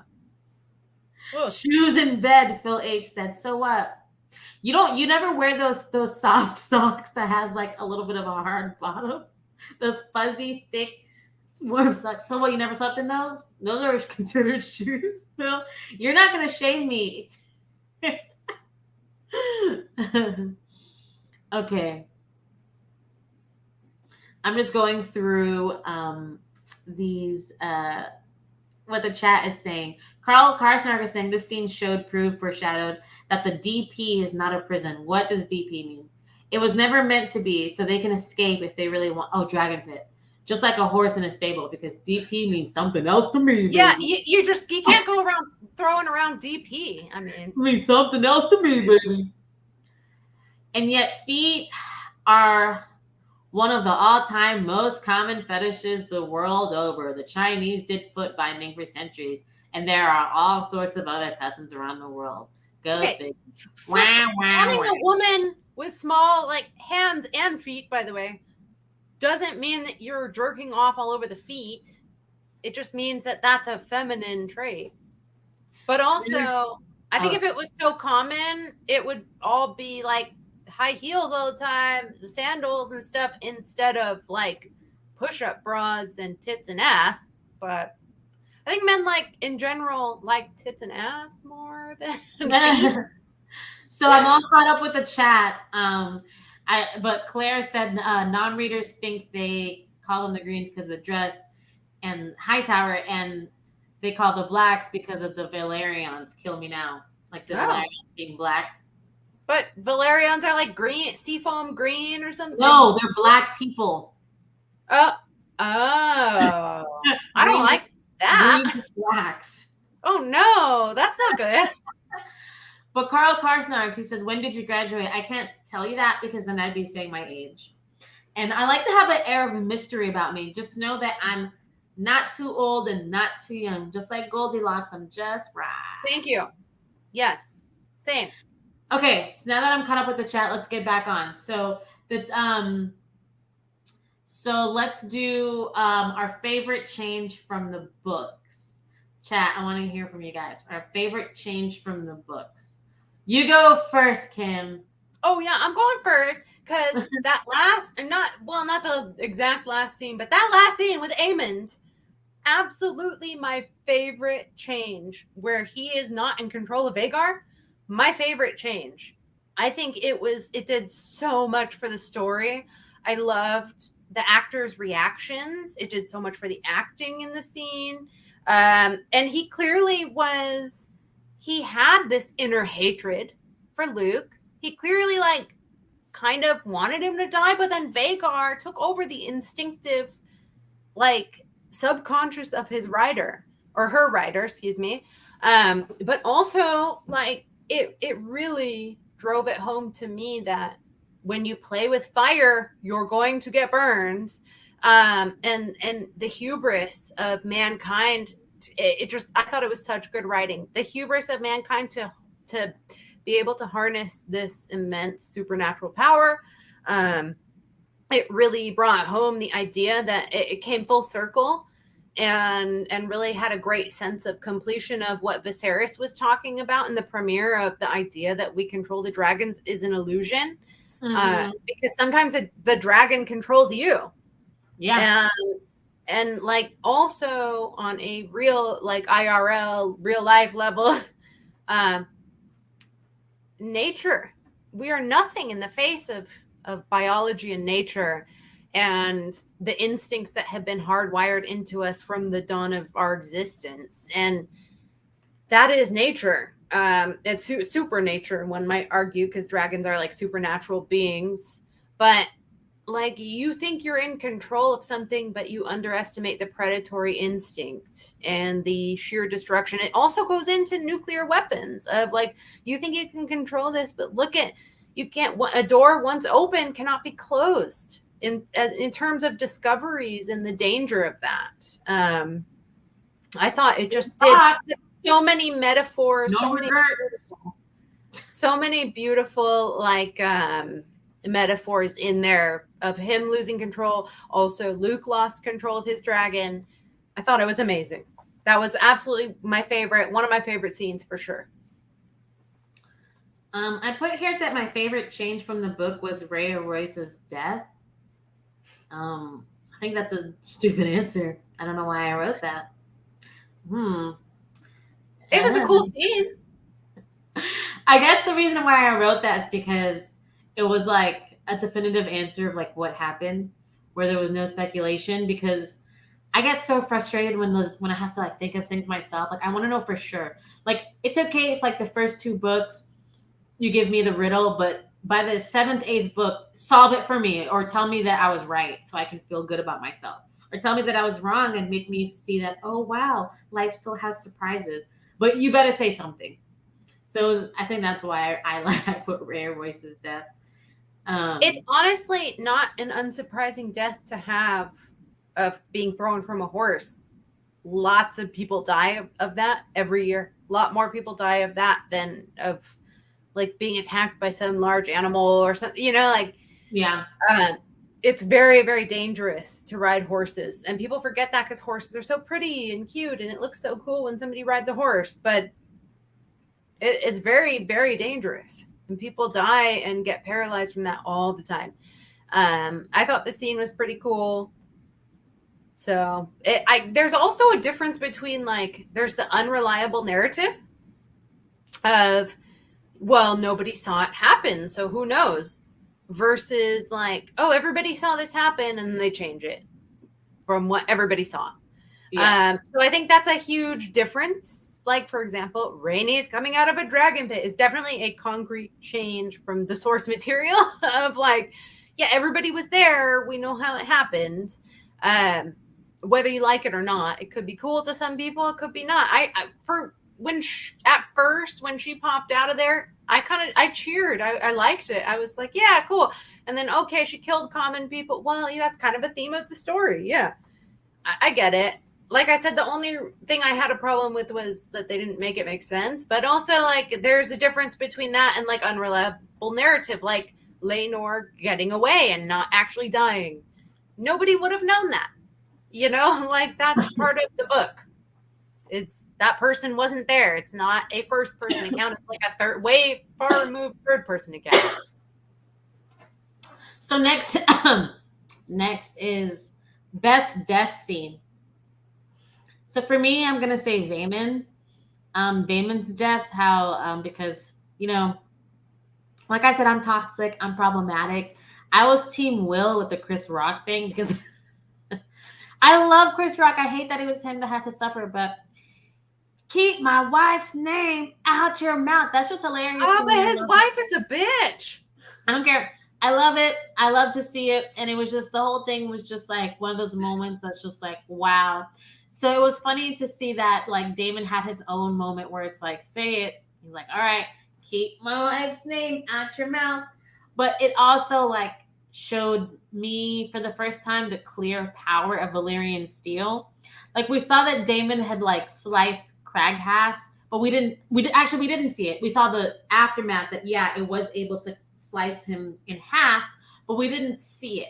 But with Vaymond, we saw how easy that sword sliced through skull, skin, muscle, tissue like it was butter. I don't think Game of Thrones did a good job of showing us that. It showed it because every time they fought with balloons, so it was clank, clank, clank, or it was Jon Snow going through a White Walker and it shattering. So this was really showing what it's like for Valyrian steel to go through flesh and why it's so valuable. So that's why it's my favorite death scene. What do you guys say, chat? What's your favorite death scene? What do you have, Kim? I said the same thing. Vaymond. Really? It was so cool how he was like, bastard! Yeah. Oh, props to the actor. That actor is amazing. He had a little part to play and he played it so well. And I really liked what he said on the behind the scenes and everything. I liked him. He made a big impression for such a kind of smaller character. But also, I just cheer. It's such a cheer moment. Like, yeah, fuck you, fuck that guy. It reminded me a little bit of like Metalocalypse, where people's tongues are like, blah, blah, blah, blah. It was awesome. But also, just a shout out again to that scene in the finale of Luke's death. I think Luke had a pretty freaking amazing death scene too. But I did pick Vaymond first too. That was amazing. Cool. Nothing from the chat. What are you guys, shy now? Dragon's got your tongue. Emma had a pretty epic death scene too. Yeah. That's a death scene, don't get. It was our first impression of the show too. First impression of Yeah. She made a big impression too. Big shout out to that actress, Sean Brooks or something like that. So the next thing we have is the most accurate part of the like book that gave you feels, like something that was in the books that you're looking forward to and you actually saw it and it gave you all the feels. You want to go first? Okay. Or I can go. I'll go first. Go because ahead. This is what so when he lays his crown in front of Viserys. Okay, so when he returns from the stepstones in the throne room was 100% exactly how I pictured it going down. Even though it has actually, if I think about it, doesn't he land during a tournament instead in the book? Yeah. So I guess it's not technically the most accurate, but the crown, the visuals. But you mean like laying the crown down is accurate? Yeah, laying the crown down. The lines were exactly the same that he said. Very, very accurate, and also just gave me huge feels from the book. It looked a lot like, even though it was a little bit different, it still looked a lot like the illustrations that we saw beforehand. And then also, there was one other part. When Aemond has lost the eye and Allison goes after her with a knife, that was really, really super accurate to the books to me, even though they didn't say in the books all those little different lines. Like we didn't have that scene. That's true. But you mean her intentions, her true colors? Yeah, it really just brought to life what I pictured happening of. And then he like the scene where you can replace this with the scene where Aemond gets back from riding Vhagar And he's like, oh yeah, well, fuck you, bastards, and everything. Like they say all the same lines in the whole Driftmark episode. Really, they say the lines are so exact to what it says in the book. Even though we didn't get those scenes, it says like, well, everybody knows they're bastards. Well, this and that, and he's your trueborn son, an eye for an eye. Like, that's what she said in the books. It was so like hit all the same points and was so much exactly what I pictured. For me, it was, I'm going to say 2 because I'm a cheater and a Gemini. So it was the Lords bowing to Renera because, like, I loved it in the book. So I'm like, y'all bowed, y'all promised, y'all said that she was next. And so I'm like, I still can't get over it. Like, I don't care about misogyny.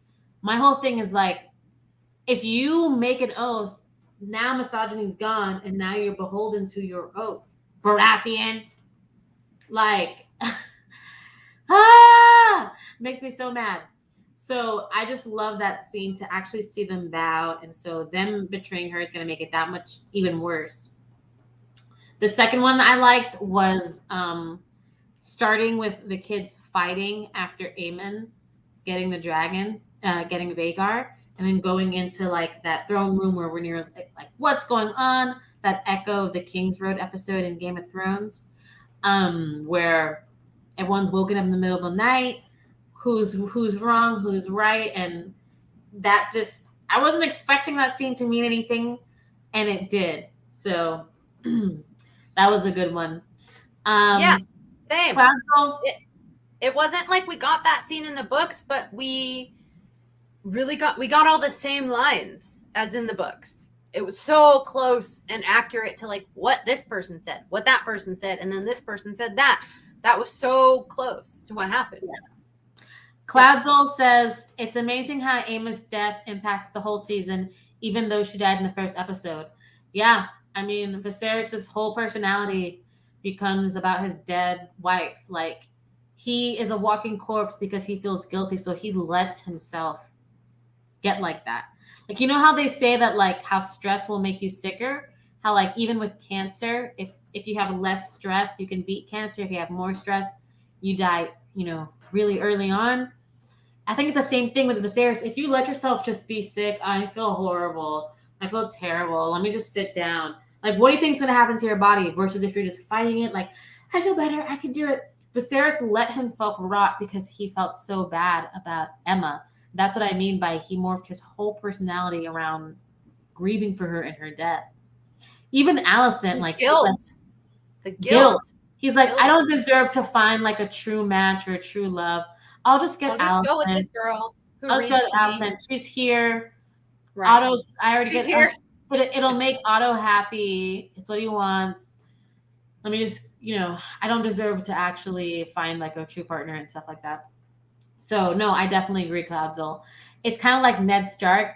He doesn't die in episode 1, but he dies at the end of the first season, and his shadow looms over the Stark children for the rest of their journey through Game of Thrones. So I love to see like the whole series. Mm-hmm. They mention him so many times. So I love to see that Aemma it has the same effect. And now Viserys' death is going to do the same thing. So Nola has a question for us. Nola says, which character did you like or hate in the book and you feel different watching the show? That's a good one. I'd like you guys in the chat to answer as well. You guys know you're supposed to always answer because y'all are my friends. My only friends who can speak this language that I love. Which character did you like or hate in the book and feel different watching the show? Do you have one ready? I need to think about it. Right off the top of my head, my instinct says Allison, because in the books, Allison it's very clear she's like a power-grabbing bitch. But then the book is written by maesters and by people who, like Maester, Septon Eustace and Maester Orwell and Mushroom. They don't know her, really. And there's some things, like I said, which is unreliable narrative versus changes to the story. But I love Allison in this show. I really, not like the character, like I'm against her character of being this kind of good Christian-y, oh, you had sex with somebody outside of marriage, I hate you. That was a personal affront to me. Like, yeah, that sucks. But the actress has given such a good performance, and I just love it. I love it. But I already kind of knew that I would like Olivia Cook as Allison. Other than that, Aemond. Definitely a lot of love for Aemond that I did not experience reading the book. So Hopelope says, I didn't hate Viserys in the book, but I really liked his character in the show. I really wasn't expecting that. Yeah, I think everyone feels that way. People saying Allison and Renera. Here's another Aemon one, Jennifer Slattery. I liked Aemon One Eye a lot more. The show made him interesting. Always excited when he was on screen because he exuded potential chaos so well. But didn't Daemon do it better, Jennifer? Didn't Daemon do it better? Yeah, but it's a surprise. We already knew that we would love Daemon. I've already been dreaming of Daemon for a million years, it feels like. And then Matt Smith got cast 2 years ago or something, and I was like, oh, perfect casting. I love it. So I expected Daemon. I didn't expect I'd love Aemond so much. Olivia plays exacerbated very well, subtle, comical in the best way. I agree. Yeah. She does have this underlying, like, I have an inside joke. Like, I'm the only sane one in the fucking Red Keep. Like, I'm the only competent one where she's like, she almost wants to look like the Office style, like, pan to the camera and be like, look at what Aegon's doing. Again, like, yeah. Like, totally. Something about her. So yeah. I definitely agree. All right. So next, we have biggest surprise. What surprised you the most? Because there were quite a few changes from the books. So there were a good amount of little nuggets for us book reader snobs to be like, oh, I guess I didn't know that. The prophecy. It had to be the prophecy for me. The Song of Ice and Fire, Aegon the Conqueror being a dreamer as well. Yeah. And, now that I think about it, Helena, on the last question, who surprised you? Helena stole the show in a lot of scenes that she was in. Mm-hmm. And, Helena's kind of in the books, kind of just a non-character. She was nice. She was cute. She's a princess. Whatever. Just letters on the page. But her being a dreamer, I really love the whole prophetic dream aspect of this whole series. And that was so great to me. And then she likes bugs, and I like bugs too. I just realized I forgot to take Cyrax out too. I was going to have Cyrax around me. But I have scorpions and tarantulas too. So I really love that she's interested in all that. I love that she's not just a dreamer, but like a Cassandra type of person. That was big. So that surprising and really good. So Jennifer Slattery says Matt's singing voice was a nice surprise. Yes, I agree. So for me, the biggest surprise, I guess, was the way Emma died. I thought she would just kind of like die from childbirth. I didn't know it would be this thing where Viserys has to make a decision and then she's sliced that way. And yeah, I don't know. First impressions just stick with me. There were so many more others, maybe more impactful to the storyline, but I already know the storyline. So I didn't know about this version of Emma's death. So that was very surprising. And it kind of set the tone. It made me think that every episode was going to have something drastically different from the books. That didn't always happen. Sometimes it did, but yeah. That was my biggest surprise. All righty. So I kind of wanted to just talk about just different characters. Like for me, I know you touched on Aemon. I didn't get to. So, actually, yes, I did. Yes, I did. When we talked the over-functioning and under-functioning. That's what I wanted to say about Aemon. But here's another thing. Do you think that in any universe that Arax could have survived that fight with Vagar? No. Vagar's like extremely experienced predator. Like, let me tell you, in the wild with these crocs and great whites, you hear a lot of stories of there's great whites and crocodiles up to 30 feet long.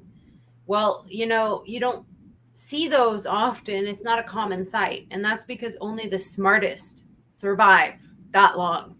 Really? And eat. And they're good predators where they're eating that much to grow that big. Because one thing about cold-blooded animals, this includes sharks, is they grow by how much they're eating. So if an animal doesn't eat a lot and it kind of, sits around being safe, not eating a lot, not being a great predator, it's still not going to get that big. So for Vagar to survive for that long, even with the help of humans, no chance. There was no chance. I think there was. If Arax would have stayed like low and zigzag, because he's fast, he has to be faster than Vagar. He could have stayed low and zigzag and then hid in the caverns and then just flew home immediately and been like, Mom, Vagar's chasing me. Like that, like I feel like he could have done that. Like, I guess there's no way he could have fought Vagar, even though maybe sometimes, there is the little David and Goliath where sometimes the big guy is just not through paying the eyeball or something. Yeah. Yeah. And even the mountain and the viper, like the viper could have won even though he was smaller. So yeah, but The it hubris. Huh? The hubris. Hubris. It had to happen that way so that the story can progress. But I think Arax could have survived if Arax knew how what's the word? Ornery. Vagar was. But yeah. So what do you think about the dragon bond? Like it's hard to tell. Like I don't know if it's just like age and experience because you see scenes with Daemon and Renera where their dragons and them are one. Like you never think that Cyrax would like not do what Renera wants. Like Cyrax like steps so gingerly on the bridge, didn't even break it. And Caraxes, I don't think Caraxes would ever like disobey Daemon or not do exactly what he wanted. But we do see Renera is like silent during that meeting with Otto in episode 10. But you hear Cyrax the whole time roaring. So it is kind of a manifestation of what's going on inside of Renera, but she's putting on her calm queen face. So it shows that the dragon bond is like so deep where she's feeling your emotions in real time. So it is weird to me what happened with that battle. Like why, why Vagar and Arax disobeyed their masters. What do you think about that? Dragon bond, disobeying. I think that Vagar has had, this is her fourth rider, right? Fourth, I believe. Visenya, Visenya, Balon, Lena, and Aemond, right? Fourth rider. A large, experienced beast whose mind is about what? 6 times, 7 times as old as Aemond. By comparison, Cyrax was this big while Rhaenyra was my size, right? Presumably, or I don't know, maybe she claimed her when she was much younger. Maybe she hatched with the egg or whatever. I think that there's something to be said of the egg being kept in the crib and the hatching the egg. I know as a real reptile keeper that an animal that's captive bred, an animal that grows up in your hand, is a lot more trusting of you than of other people, and is going to be a lot more trusting of rather than an animal that you got at an adult age and had to tame. So there's one theory. But then Luke also with Arax, Presumably the egg was placed in his cradle too, and Arax didn't really listen to him either. I think that was because with Arax, it was a survival fight or flight instinct, and he chose to fight, even though Luke didn't necessarily want to. So I don't know. I really think that with dragons, sometimes they control you. Sometimes you can't.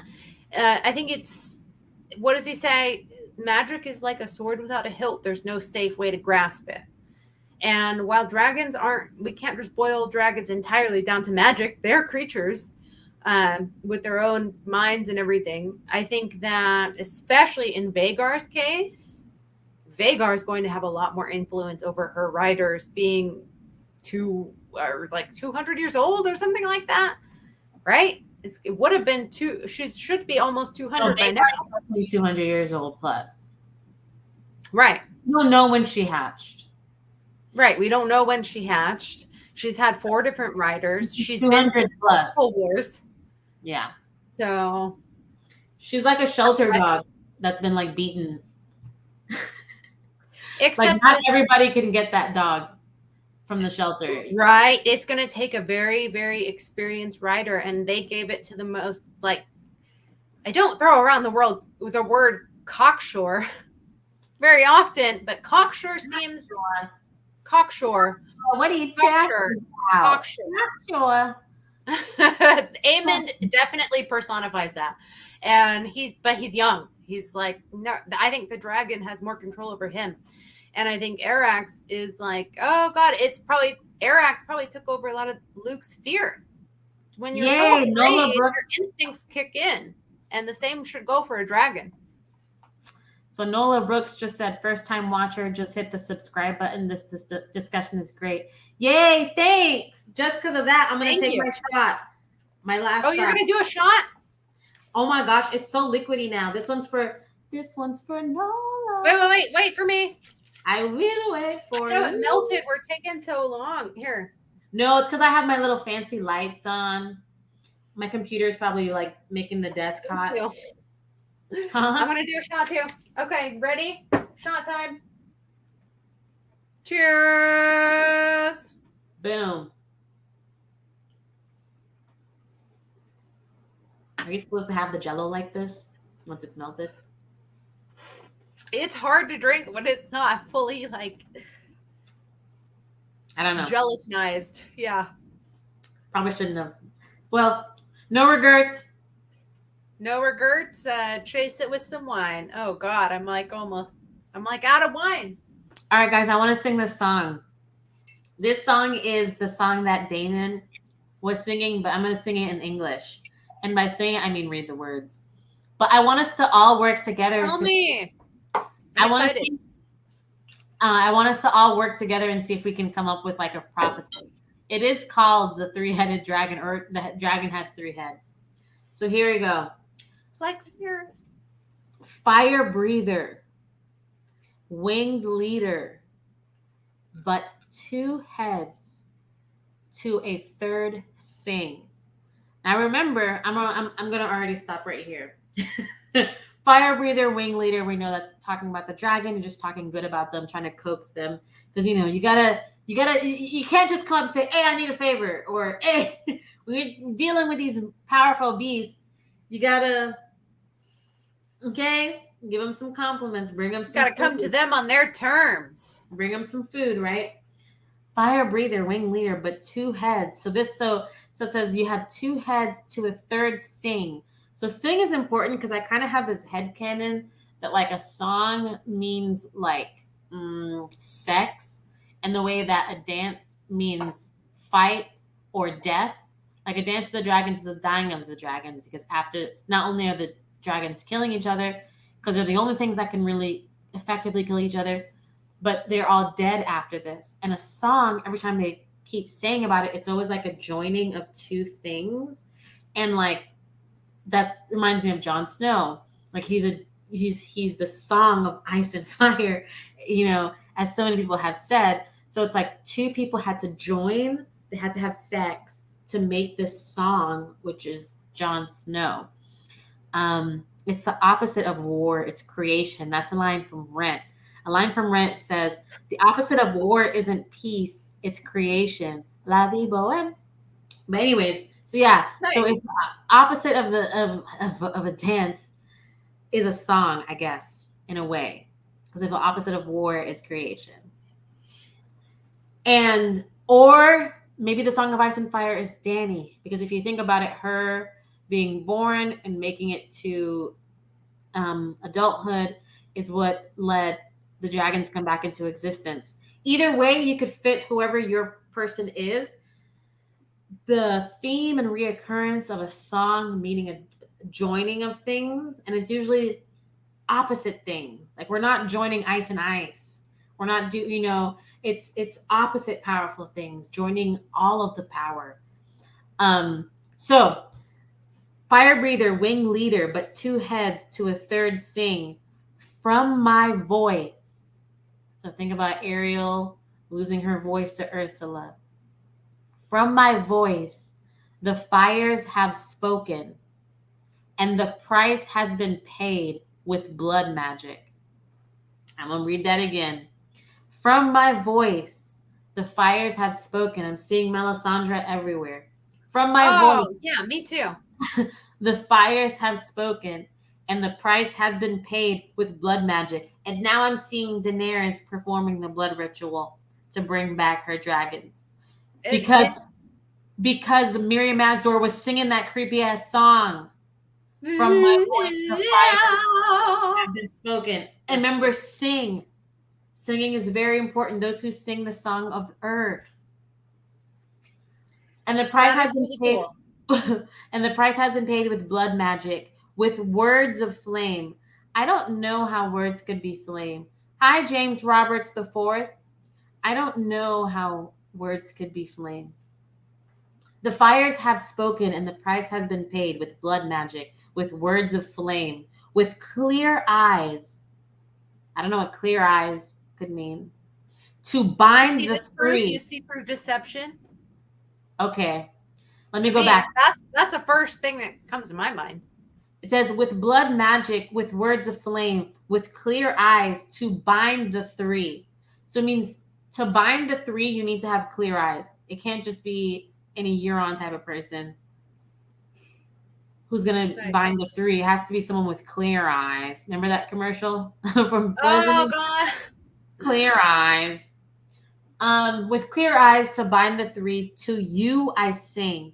So you're singing to the person who has the clear eyes and who has the power to bind the three. Let me go back. With clear eyes to bind the three, to you I sing. As one we gather, and with three heads we shall fly as we were destined, beautifully, freely. Let me read the whole thing without stopping and making a big deal about it. Fire breather, winged leader, but two heads to a third sing. From my voice, the fires have spoken, and the price has been paid with blood magic. With clear eyes to bind the three, to you I sing, as one we gather, and with three heads we shall fly as we were destined, beautifully, freely. That's the song he was singing to Vermithor. Yeah, thank you for bringing that, because that is so cool. And I was wondering too, like, is he saying something in particular in the song in Valyrian? So I think it's really cool and interesting that it has to do with the prophecy of three. Three is, I actually have number threes tattooed on my back. Because three is a huge, significant number in a lot of different cultures. So that was one of the things in the Song of Ice and Fire series when she's talking about three heads has a dragon, three riders, and three times. There's like a whole prophecy of three. 3 times you will marry, 3 steeds you shall have. So completely off topic. Forget about House of the Dragons. In a song of Ice and Fire, who are your 3 heads of the dragon? It doesn't have to make sense, just who you want it to be. No shame. Who do I want it to be, or who do I think the story's leading us towards? It's probably the same answer, isn't it? Not necessarily. Do you want me to go first? It's easy for me. Dany, Tyrion, Jon. Yeah, that's the same as me. Okay. They all There you three. go. We picked up on the hints. Okay. Well, they all three killed their mothers to be born, and a dragon must be born of blood. I didn't even think about the mother part. Yeah. And I just need Tyrion to be a dragon rider in the books because he's gone through enough. He needs a reward. He talks about it. He talks about like studying dragons as a child. There's so many different, he makes that saddle. Okay, one of the things I hated was that they never included the freaking saddles in Game of Thrones. Of course you would need a freaking saddle to ride a giant spiky beast. Man, leave them people alone. Dragon's been dead for over 100 years. So yeah, but he made the saddle for Bran. He designed a special saddle for Bran. That wasn't foreshadowing? Come on. They forgot. Jennifer Slattery's big three is Dany, Jon, and Jaime. Jennifer, get out of here. I do believe that Jaime, Tyrion, and Cersei are all Ares' bastards, but not Jaime. Get out of here. Carl Karsnark has some sort of riddle here. Let me try to figure it out. It says Ray Day, so Renera and Daemon, plus questionable rider equals three-headed dragon. Miscarriage equals the sacrifice for a dragon with blood and fire. Clear eyes. We now know what we have to do. Let's roll. Maybe. I just think that it's not about this generation. This prophecy is about Jon and Daenerys and them. That's why I'm not. That is a song foretelling the future to me. And that's Dany and Jon and Tyrion. Yeah. That's my own take. So yeah, that's what I had.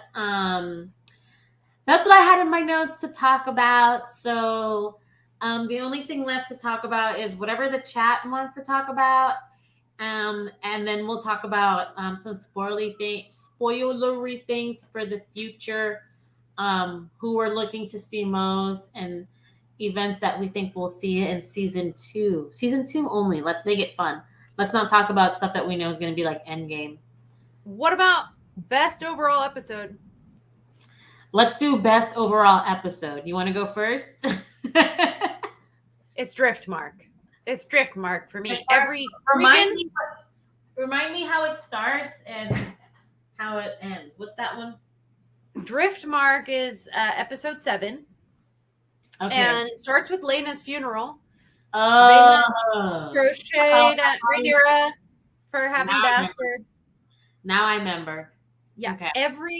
To me, that was the perfect episode. Like, I loved pretty much all the episodes.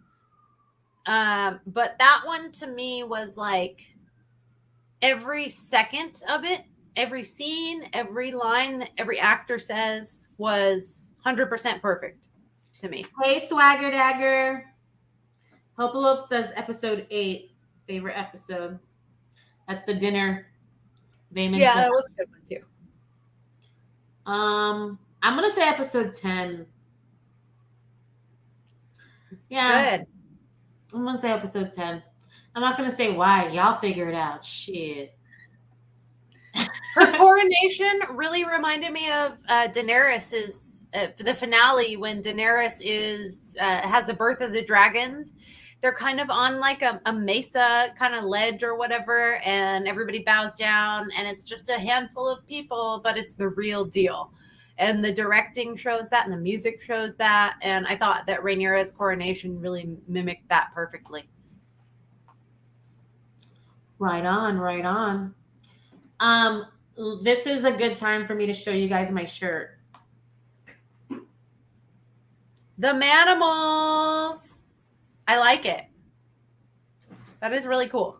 The Manimals are like this really cool band, and they're a Song of Ice and Fire nerds like us. Like, I met them at con and stuff, and they have a whole album that's just a Song of Ice and Fire songs like they wrote based on like Tyrion is a cool guy, or like, stuff like that.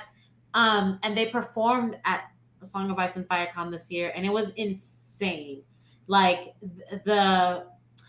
it's a front woman band. She was like so wild, doing like cartwheels in the crowd. There was like balloons everywhere. It was like a real concert and stuff like that. And they played their entire like Westeros album or whatever. I think they have like regular albums too, but honestly, their most popular one is that Westeros one. So they do. I've heard of them outside of that, but I never knew that about them. And now that I do, I'm immediately going to go away from this and go look them up and listen. They're like, so thank you for telling me that. Like me and you, like they're in it. Like they know, like I think, they write about Jenny of Old Stones. Like they're talking about Dunkin' Egg, stuff like that. Like, so yeah. So what are we looking forward to most next season? Matt's not here because he had to go to sleep because he's like in England, but he asked, if you're listening, hey Matt, you asked if we're gonna see Nettles. I'm like, I hope not, because my agent hasn't called me to do no show. So they need to push Nettles back until they call me. They need to call me. At least an audition. Is the audition gonna hurt? I'm not saying give me the role. Just an audition. Well, is your accent going to sound better than Miss Aria's? Is the real question. Well, it depends what accent they want. Like, no, I've heard you do a British accent, and it sounds 10,000 times better than whatever Miss Aria is trying to do. Just saying. Like, do they want like a modern like English accent, something that sounds kind of different from what everyone else is doing to make Nettles sound a little bit more like she shouldn't be there? Like, or do they want her to be something like a Caribbean? Because she really, really from the Summer Isle, something like that. But listen, I could do it all. Hey, those were really good accents. I'm being honest. Like, bravo. I can't do that shit. I'm not into this.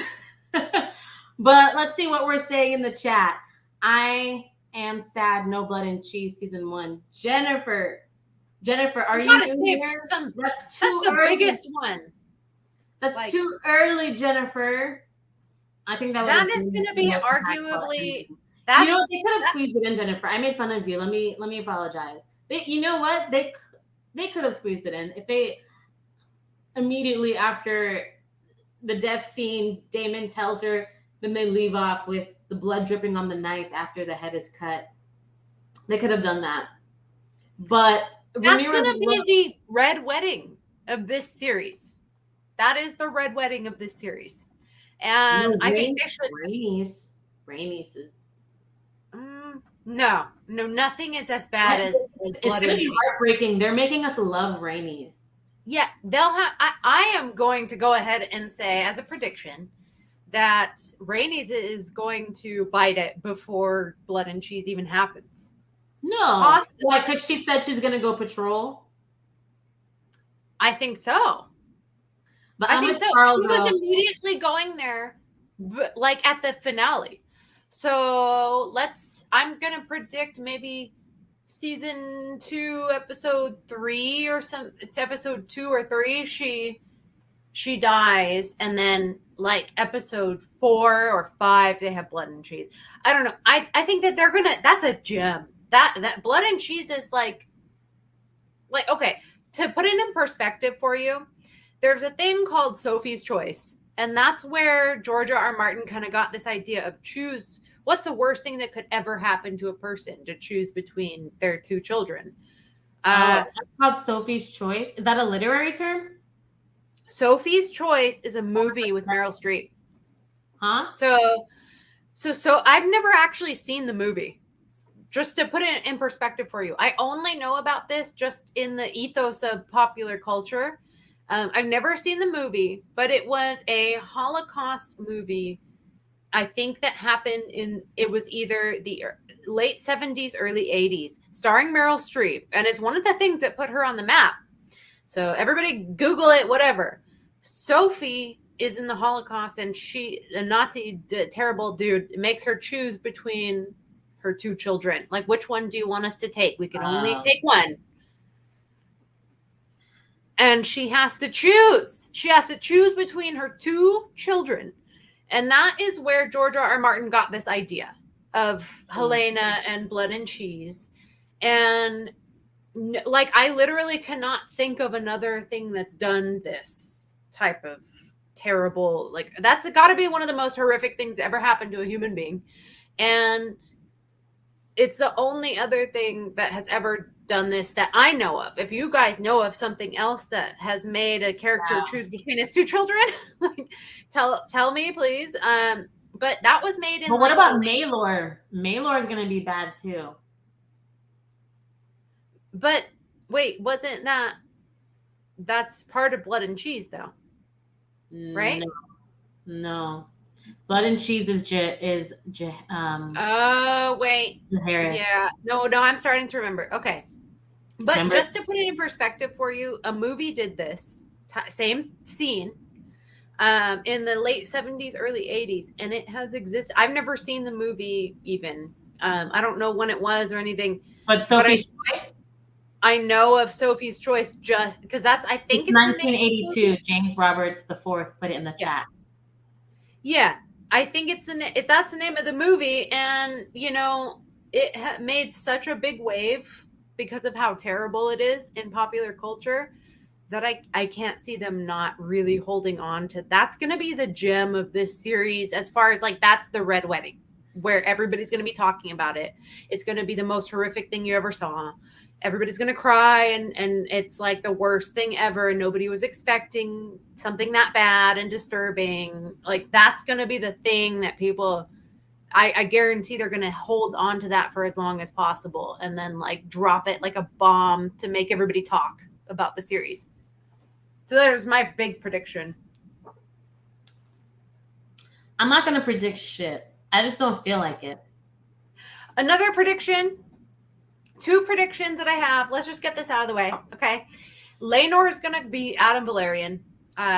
So I don't have a ton of faith in this prediction, but I think it would be really cool if he came back like, okay, well, I'm back now, and I missed Sea Smoke, and like, it also makes more sense of like, okay, well, Corlys never wanted to cheat on his wife, right? And we want to like him. We don't want to believe that he's an adulterer. So it might make him better, like, as a character, like, oh, he didn't actually have a bastard. That's his son that's coming back in secrecy, and he's Adam Valyrian now. And maybe like that's a part of the character's arc. Like, I actually really liked Laenor's portrayal in this series. That was a surprise. I guess that's a surprise to me, is because Laenor is like kind of nothing in the books, but I like the actor. I like what they did with this character. And I think it would be kind of cool if he came back with like short hair and was like, well, I'm Adam Valyrian now, or Adam of Hull or something, right? Is this before he gets We'll never see him again. You don't think so? That's it. Well, what's going to happen with Sea Smoke? They should answer that. They should really answer it. They didn't want to kill a gay character in today's climate, so they made him go off into exile. I think gay people can die just like straight people. No, not in today's climate. And I think that's lame. He's gonna die off screen so Sea Smoke can be used, or Sea Smoke won't be used. Yeah, Sea Smoke is used. We know that. They can change it. They can kill. Especially since Daemon mentioned it in the finale, he mentioned Sea Smoke. They're gonna bring Sea Smoke back. But also, like, I kind of thought, are they just not going to explain that and somebody else claims him? But I really thought that maybe Laenor might come back and be that character. However, one more prediction: Aemon's in love with Helena. I got that vibe immediately. Here you go. Here you go with that trash. All right, so Day not trash. He loves her. It would be so cool, like the Dragon Knight and Nettles, right? So Day asked a question that they always ask me. Once again, Day says, do you think Nettles is going to be Daemon's daughter or mistress after they make Daemon and Renera other relationship less impacting to being more big? Nettles is Daemon's mistress in the books. I don't know what the show's going to do. The show can do anything. I That's why I'm not even going to predict anything because I don't fucking know. In the books, I believe she's his mistress. For the sole scene of the last time they see each other, both of the dragons cry out in agony. And this is like written from like the maester at Maidenpool. So he's seeing it secondhand and he's still feeling the impact because he describes it as both dragons cried out in agony. Like you're feeling that third hand. You're not even a dragon rider. You don't know what it's like to have a bond with a reptile. That makes me see that like, okay, this is raw passion. This isn't like Renera saying bye to Viserys. I didn't hear her dragon scream in agony. Yeah. This isn't like anyone saying bye to anyone. And the fact that when Daemon was with Nettles, it almost seems like he forgot about the war. He forgot his lust for power and kind of became someone else. He finally was domesticated because once you go black, no, just kidding. No, just kidding because Lena yeah. He already knows about it. But I thought about that. I don't know what's going to happen in the show. Make it. I'll leave it to you. So the show might make Nettles the daughter. I don't know. We'll see. Like I said, waiting for a call, for this role. I'll play mistress and I'll play daughter. I don't care. This role was meant for me. Hello. Y'all want to hear more accents? I can do Italian. I can do French. So I really do think that just because of the way it seems like they're kind of trying to subvert expectations. They may do something different, but I think the source material most supports Nettles being the mistress because, first of all, they're at Maidenpool when they depart, and it says, "And every window in Jonquil's tower shattered," and yes. Jonquil is like, okay, so Florian and Jonquil are like the Romeo and Juliet of Westeros. It's like a famous story that they tell about two star-crossed lovers. And so like the Jonquil's tower, that's a big hint by the writer of it's romantic. Sansa talks about Jonquil every day. Right. Have you heard about our Lord and Savior Jonquil? Have you exactly Jonquil? Thank you. He talks about it too much, honestly. Anyway, but also the fact that the YouTube channel for HBO Game of Thrones put out a whole bunch of animated, it was kind of like an animated shortened version of the Dance of Dragons several years ago. And in that, they specifically, and this is put out by HBO, they specifically say that Nettles and Daemon were romantically involved. In fact, it's Oberyn narrating it, and he's like, well, what did he say? She had also taken a liking to riding the prince herself. Like, listen. So, that to me says there's cues from the writer that it's a romantic relationship, and there's cues from HBO that it's a romantic relationship. So I say that's a pretty sure bet that she's his mistress. But personally, I don't know. I'm 50-50 because they could try to subvert everything. So going back to that conversation of Laenor, Day says gay people can die, but in every show they make gay and black people always die first. It's a trope in Hollywood. That's why. Yeah. That's why in this climate, it's just like we've seen it so many times. We're like, oh, okay, let me guess. I'm trying to think of anything where who was gay and black that died first. That's so specific. Every single horror movie. But are they gay too? I know that there's that trope gay, especially when they go to the cabin, there's always like one gay friend who makes all the jokes, and then they get killed first. Mm-hmm. Oh, it is true. That's true. They do punish them, even stuff written by gay people, like American Horror Story. They punish them all the time for being gay. Like they'll give them like a good moment, like makes everyone feel it, and then no, they're dead.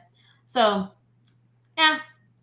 But for me, everything just has to be taken on a case by case basis, and I hope we all get to the point, like as a people, where we now have a shared history where we're like, okay, we've confirmed that these things are this way, and now we can move on and be able to speak in a more free manner. But I agree. I really agree on what you just said. Swagger Dagger said something you might like. He said, Aemon and Helena might have a thing. If the twins are Aemon's kids, blood and cheese would be even more crazy. Because that really would be got you back. Yeah. Totally. And that would be cool. And then I think Alt Shift X pointed out there was something really cool about like if all of Helena's kids are bastards too, then that makes them both kind of equal. Like, okay, Renera's kids are bastards, but so are Helena's. Alfedric says Nettles his and Masario's daughter. No. Nettles is black, and Also, Masaria, no matter who you cast her as, she's not described as being brown skinned in the books. So I don't think Masaria actually says that she got her tubes tied. But that procedure doesn't exist in Westeros. I'm just saying tubes tied. But Masaria said in a shy, they would have probably some ways to do that. That's what I'm guessing. No, I remember reading that ancient women, like especially ones who knew that they were poor, they were going to be prostitutes, that they could safely take out their womb without killing the women. Kind of like when you go for a pap smear. Sorry guys, when you have your legs up on the thing, they actually could see what they're doing enough to take out the uterus or whatever. But anyways, so that's probably what she had done. But I was rewatching it before this live stream, and because Masaria's accent is so bad, you miss so much of the dialogue. But thank God I had the captions on, and I saw that she said, "Oh, you said I will never pregnant." She was frightened by childbirth. Huh? She says, "I will never be frightened or threatened. I can't tell." No, she said, I made sure. She says, way back when I made sure I could never be threatened by childbirth. And that's kind of sad because it's like, you knew she was young when she made that decision where she saw that life was so horrible, she would never want to bring a child into the world. And and life never changed for her to where she wanted one or where she regretted not having that choice. But fuck Masaria, I'm so sorry for her. Shut up, bitch. Yeah, but this is where I'm really sad that they didn't just have the actress act like her normal acting good actress self. I know. Instead of like making a weird accent and performance and impression. It's an impression. It's not like her accent, it's an impression. And it could have been so powerful. Like exactly what you just said is so powerful. And I noticed that about the character. I was like, oh, I had hopes that she would talk about I went to a shy or some sort of sorcery, the priests of whoever did this to me. And like, I thought it would be more interesting than that, but I don't know. Disappointing. So Day says, so do you think Daemon lives in the inn and went with Nettles or dies with Caraxes? Well, Day, all I can say is they make it a point in the book to say his body was found. How come Aemon's body was found with the sword still through it? Where's Daemon's body? Right. And so, yeah, I hope the show tells us, but if they don't, that's okay because that's one of the things that is kind of fun to wonder about, and you can make your own headcanon about it. Let's see what else here. They also had just killed Joffrey Longmouth. I don't know what that's in regards to. Let's see. Day says, and Aegon has bastards fighting in the pits. What do you think about that? You can't do a safe DIY hysterectomy. 100% no. Yes, you can, Carl. I don't think you can. Yeah. I think it's magic. But there are other ways to do birth control back in those times. Like they literally stuck sea sponges up. Okay, if Africa, I mean, the genital mutilation is a form of a lot of women who do that. Like they can't have kids at all. I thought it was mostly about the clitoris and no pleasure, though. There's different types. There's some that are just the clitoris, or some that go different levels of deepness. But anyways, that still happens in the world. Yeah, I'm just saying it's possible. It's not good. There's still infection, but possible. I don't know if Daemon died or not. What was the other question? What were we on? Just this one right here about whether Daemon's alive or if he died with Caraxes. I don't know. It's a toss up. This show seems really big on subverting expectations. I'm not against it either. So who knows? Yeah, Carl, I definitely agree. Do-it-yourself surgery is really bad. Do not recommend. Do not play with y'all's lives. No. So what do you think about this? What Jennifer Slattery says. Lizard Baby bookends for season one of the first and last episodes, a song of lizard babies. You know, the lizard babies were always a little bit much for me. A little bit too Lovecraft, a little bit too over the edge, even though I like the idea How do you of, explain the bond? If there's no lizard babies, there's no dragon bonds that only the Targaryens have.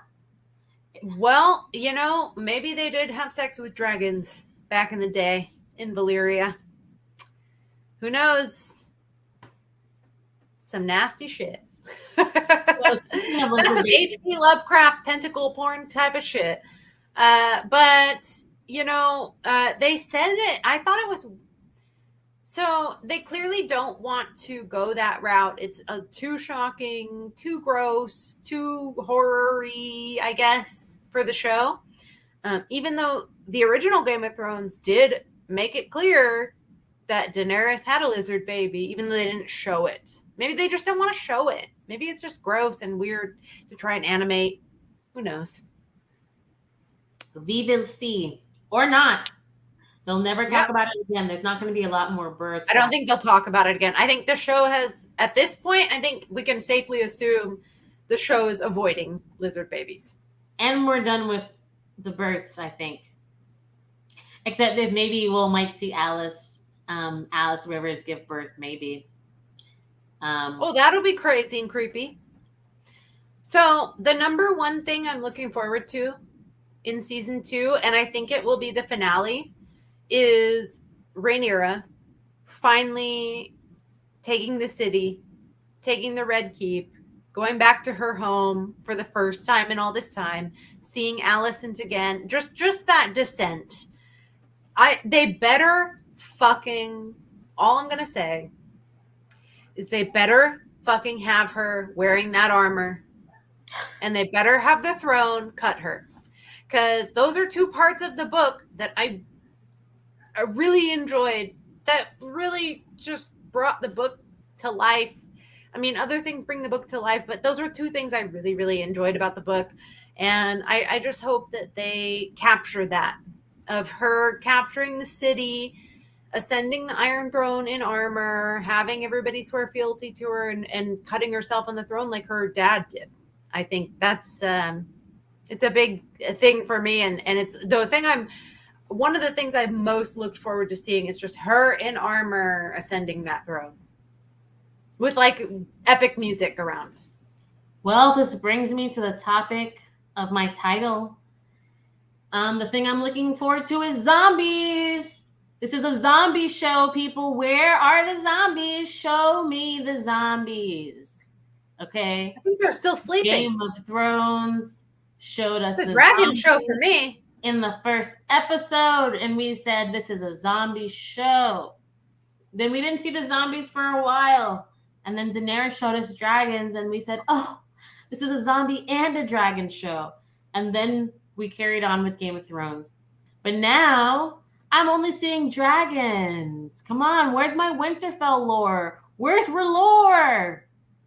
Where is the other types of magic? When I say zombies, I'm saying what's the yin to the yang? Like, we can't just see one thing. We can't just stay in King's Landing looking at these targs have the same argument over and over. I want power. No, I want power. I want power. No, I want power.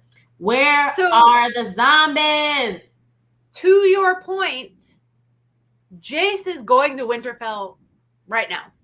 That's what I'm saying. That's what I'm looking forward to. I'm wondering, like, the first episode of the next season, I bet it'll be like up playing some Winterfell stuff, I bet you Sarah Snow is going to be like a Jon Snow 2.0, but the female version, and they're going to do a whole dynamic of that. And, oh, well, I'm just a bastard in Winterfell.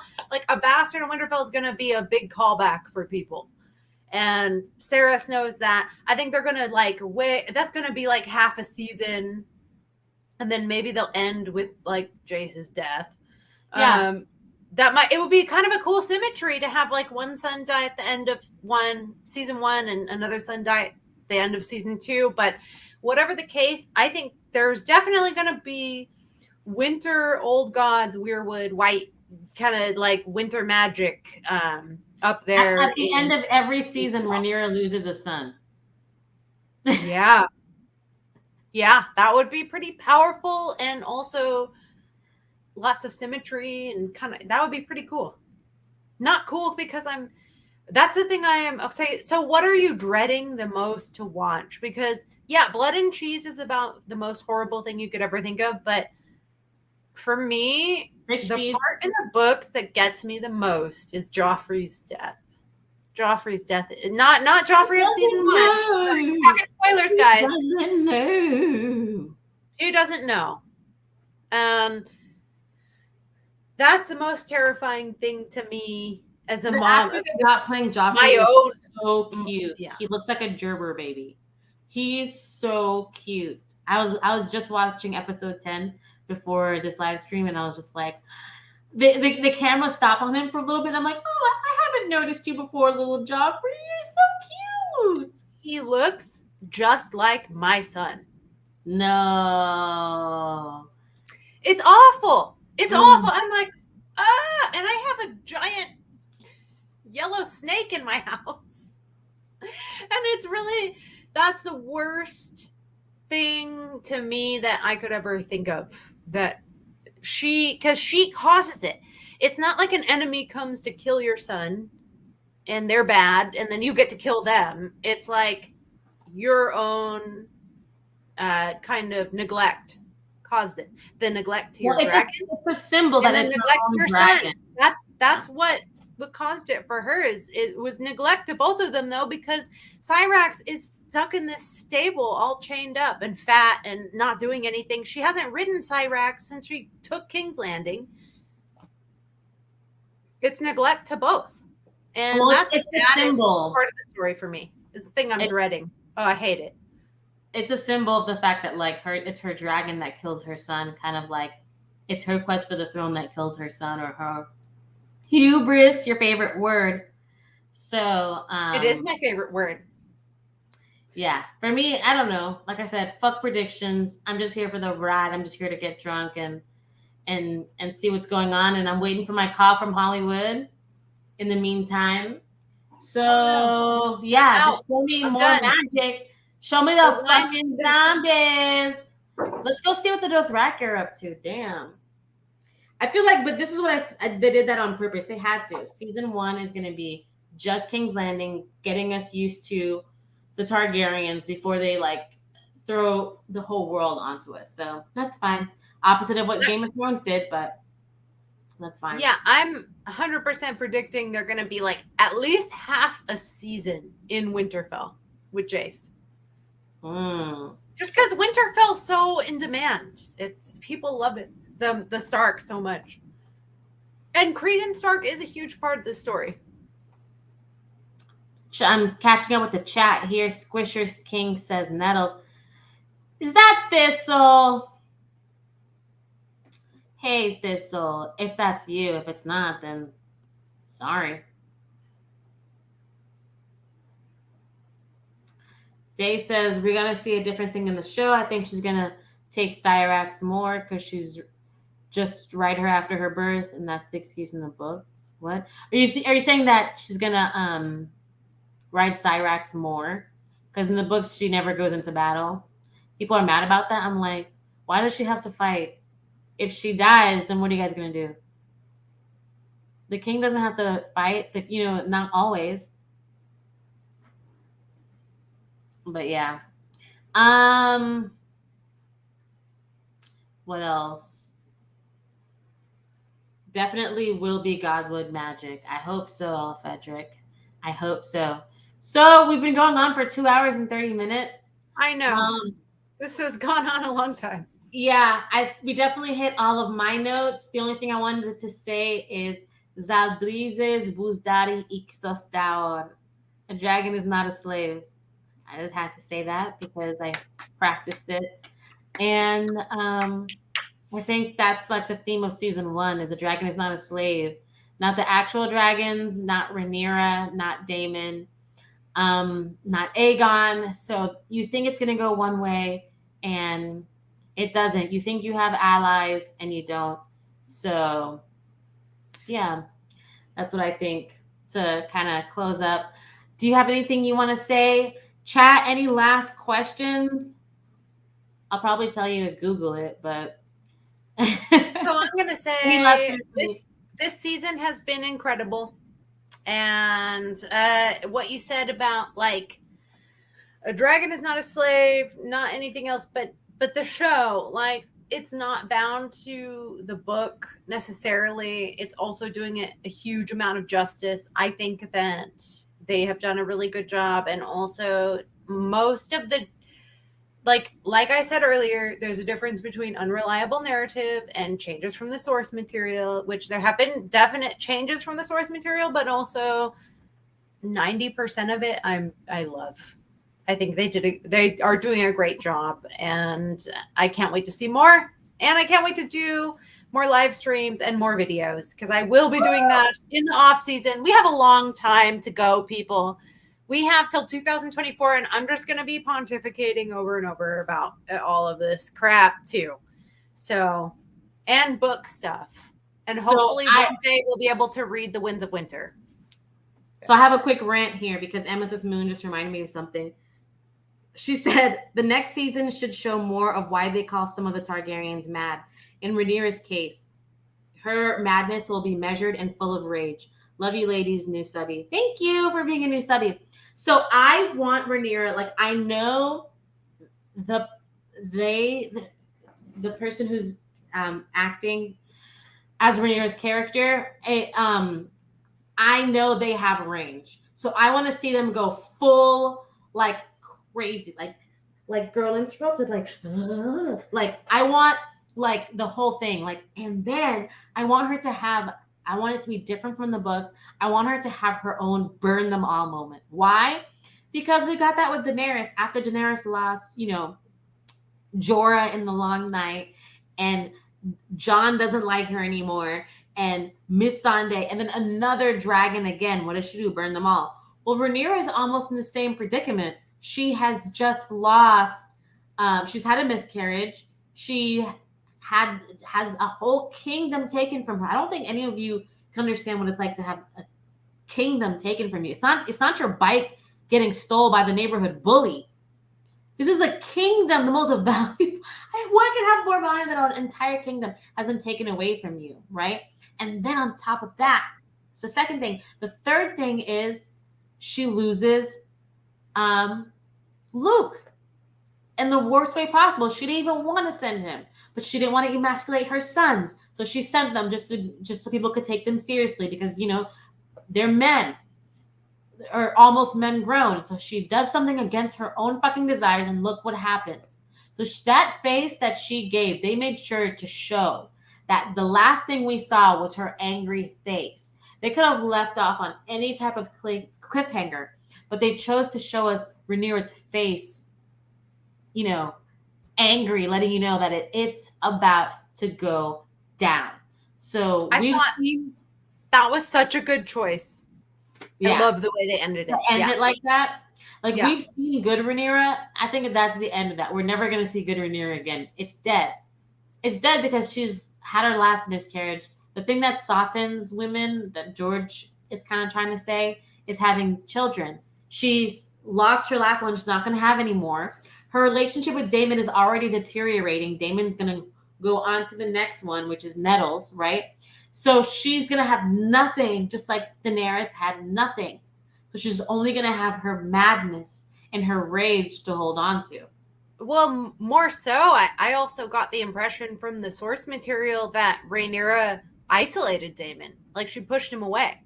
She was more into other things. She's like, yeah, fine, do whatever. I don't care anymore. My life is done. But also Catelyn Stark at some point says, even she goes mad. The loss of a child will burn down the world. And it has in history, and it will in this case. Absolutely, 100%. Even Catelyn, y'all's favorite person in the world, she goes mad because that's what Stoneheart is, a manifestation of her madness. Yep. But anyways, it's been great, guys. I just want to let you guys know I'm gonna be more consistent. I'm gonna have some upcoming videos. I'm gonna have a lot of the debates. Lots of debates coming up. I already have the people. It's just about scheduling. So be tuned and ready for that. I'm going to be dropping some videos. I also have trivia going on in Discord. So if you like trivia, I host them on Tuesday trivia. Sometimes it's a different person hosting.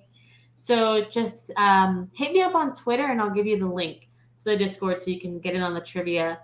Other than that, I do another weekly thing I do is book club on Fridays in that same Discord, where right now we just started book 2. So we already finished it, reading the books twice. This is our 3rd time reading it around, but I told you, I'm obsessed. I've never stopped thinking about this fandom since the first time I saw the show. I'm just hooked. So just letting you know Me where you too. can get more Nettles. Yeah. But in the meantime, Twitter. Find me on Twitter, the girl Nettles. And Instagram, I guess. I'm Nettles Waters on Instagram. And then put your plugs in, please. I just have my YouTube channel, Westeros and Chill, and I have Twitter as well, but I'm mostly going to focus on doing Westeros and Chill, just different videos. Right now I have an idea for a video of other things that are really good, to watch in the meantime, right? And then also talking about... There's nothing as good. No, there's nothing as good, but just to fill your eyeballs with until the next season, right? I'll be doing more videos, and I'm on Twitter as well at Westeros and Chill, but far more so on YouTube. So yes. Check us out. And don't forget, Westeros and Chill is also a reptile expert. So if you want to see some free snake porn, watch her videos. Not porn. Not snake porn. Oh goodness. No, we're not going full Valyrian on this. But if you like snakes and you like looking at them for free, then you can look at them when you go on Westeros and Chill's channel. Because she's holding snakes. So ever since the showrunners released all the thought that's gone into the dragons, I have been planning a reptile video with dragons. I am thinking now, because it's so much information, I may make it into a series. But we'll see how things go.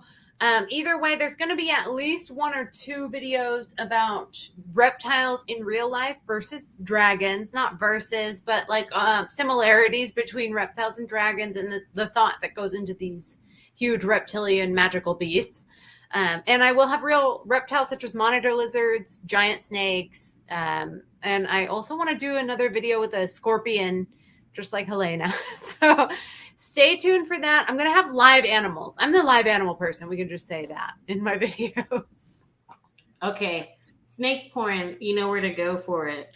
No, that sounds so bad. All right, guys. Thank you. Bye. Thanks, everyone. Bye-bye.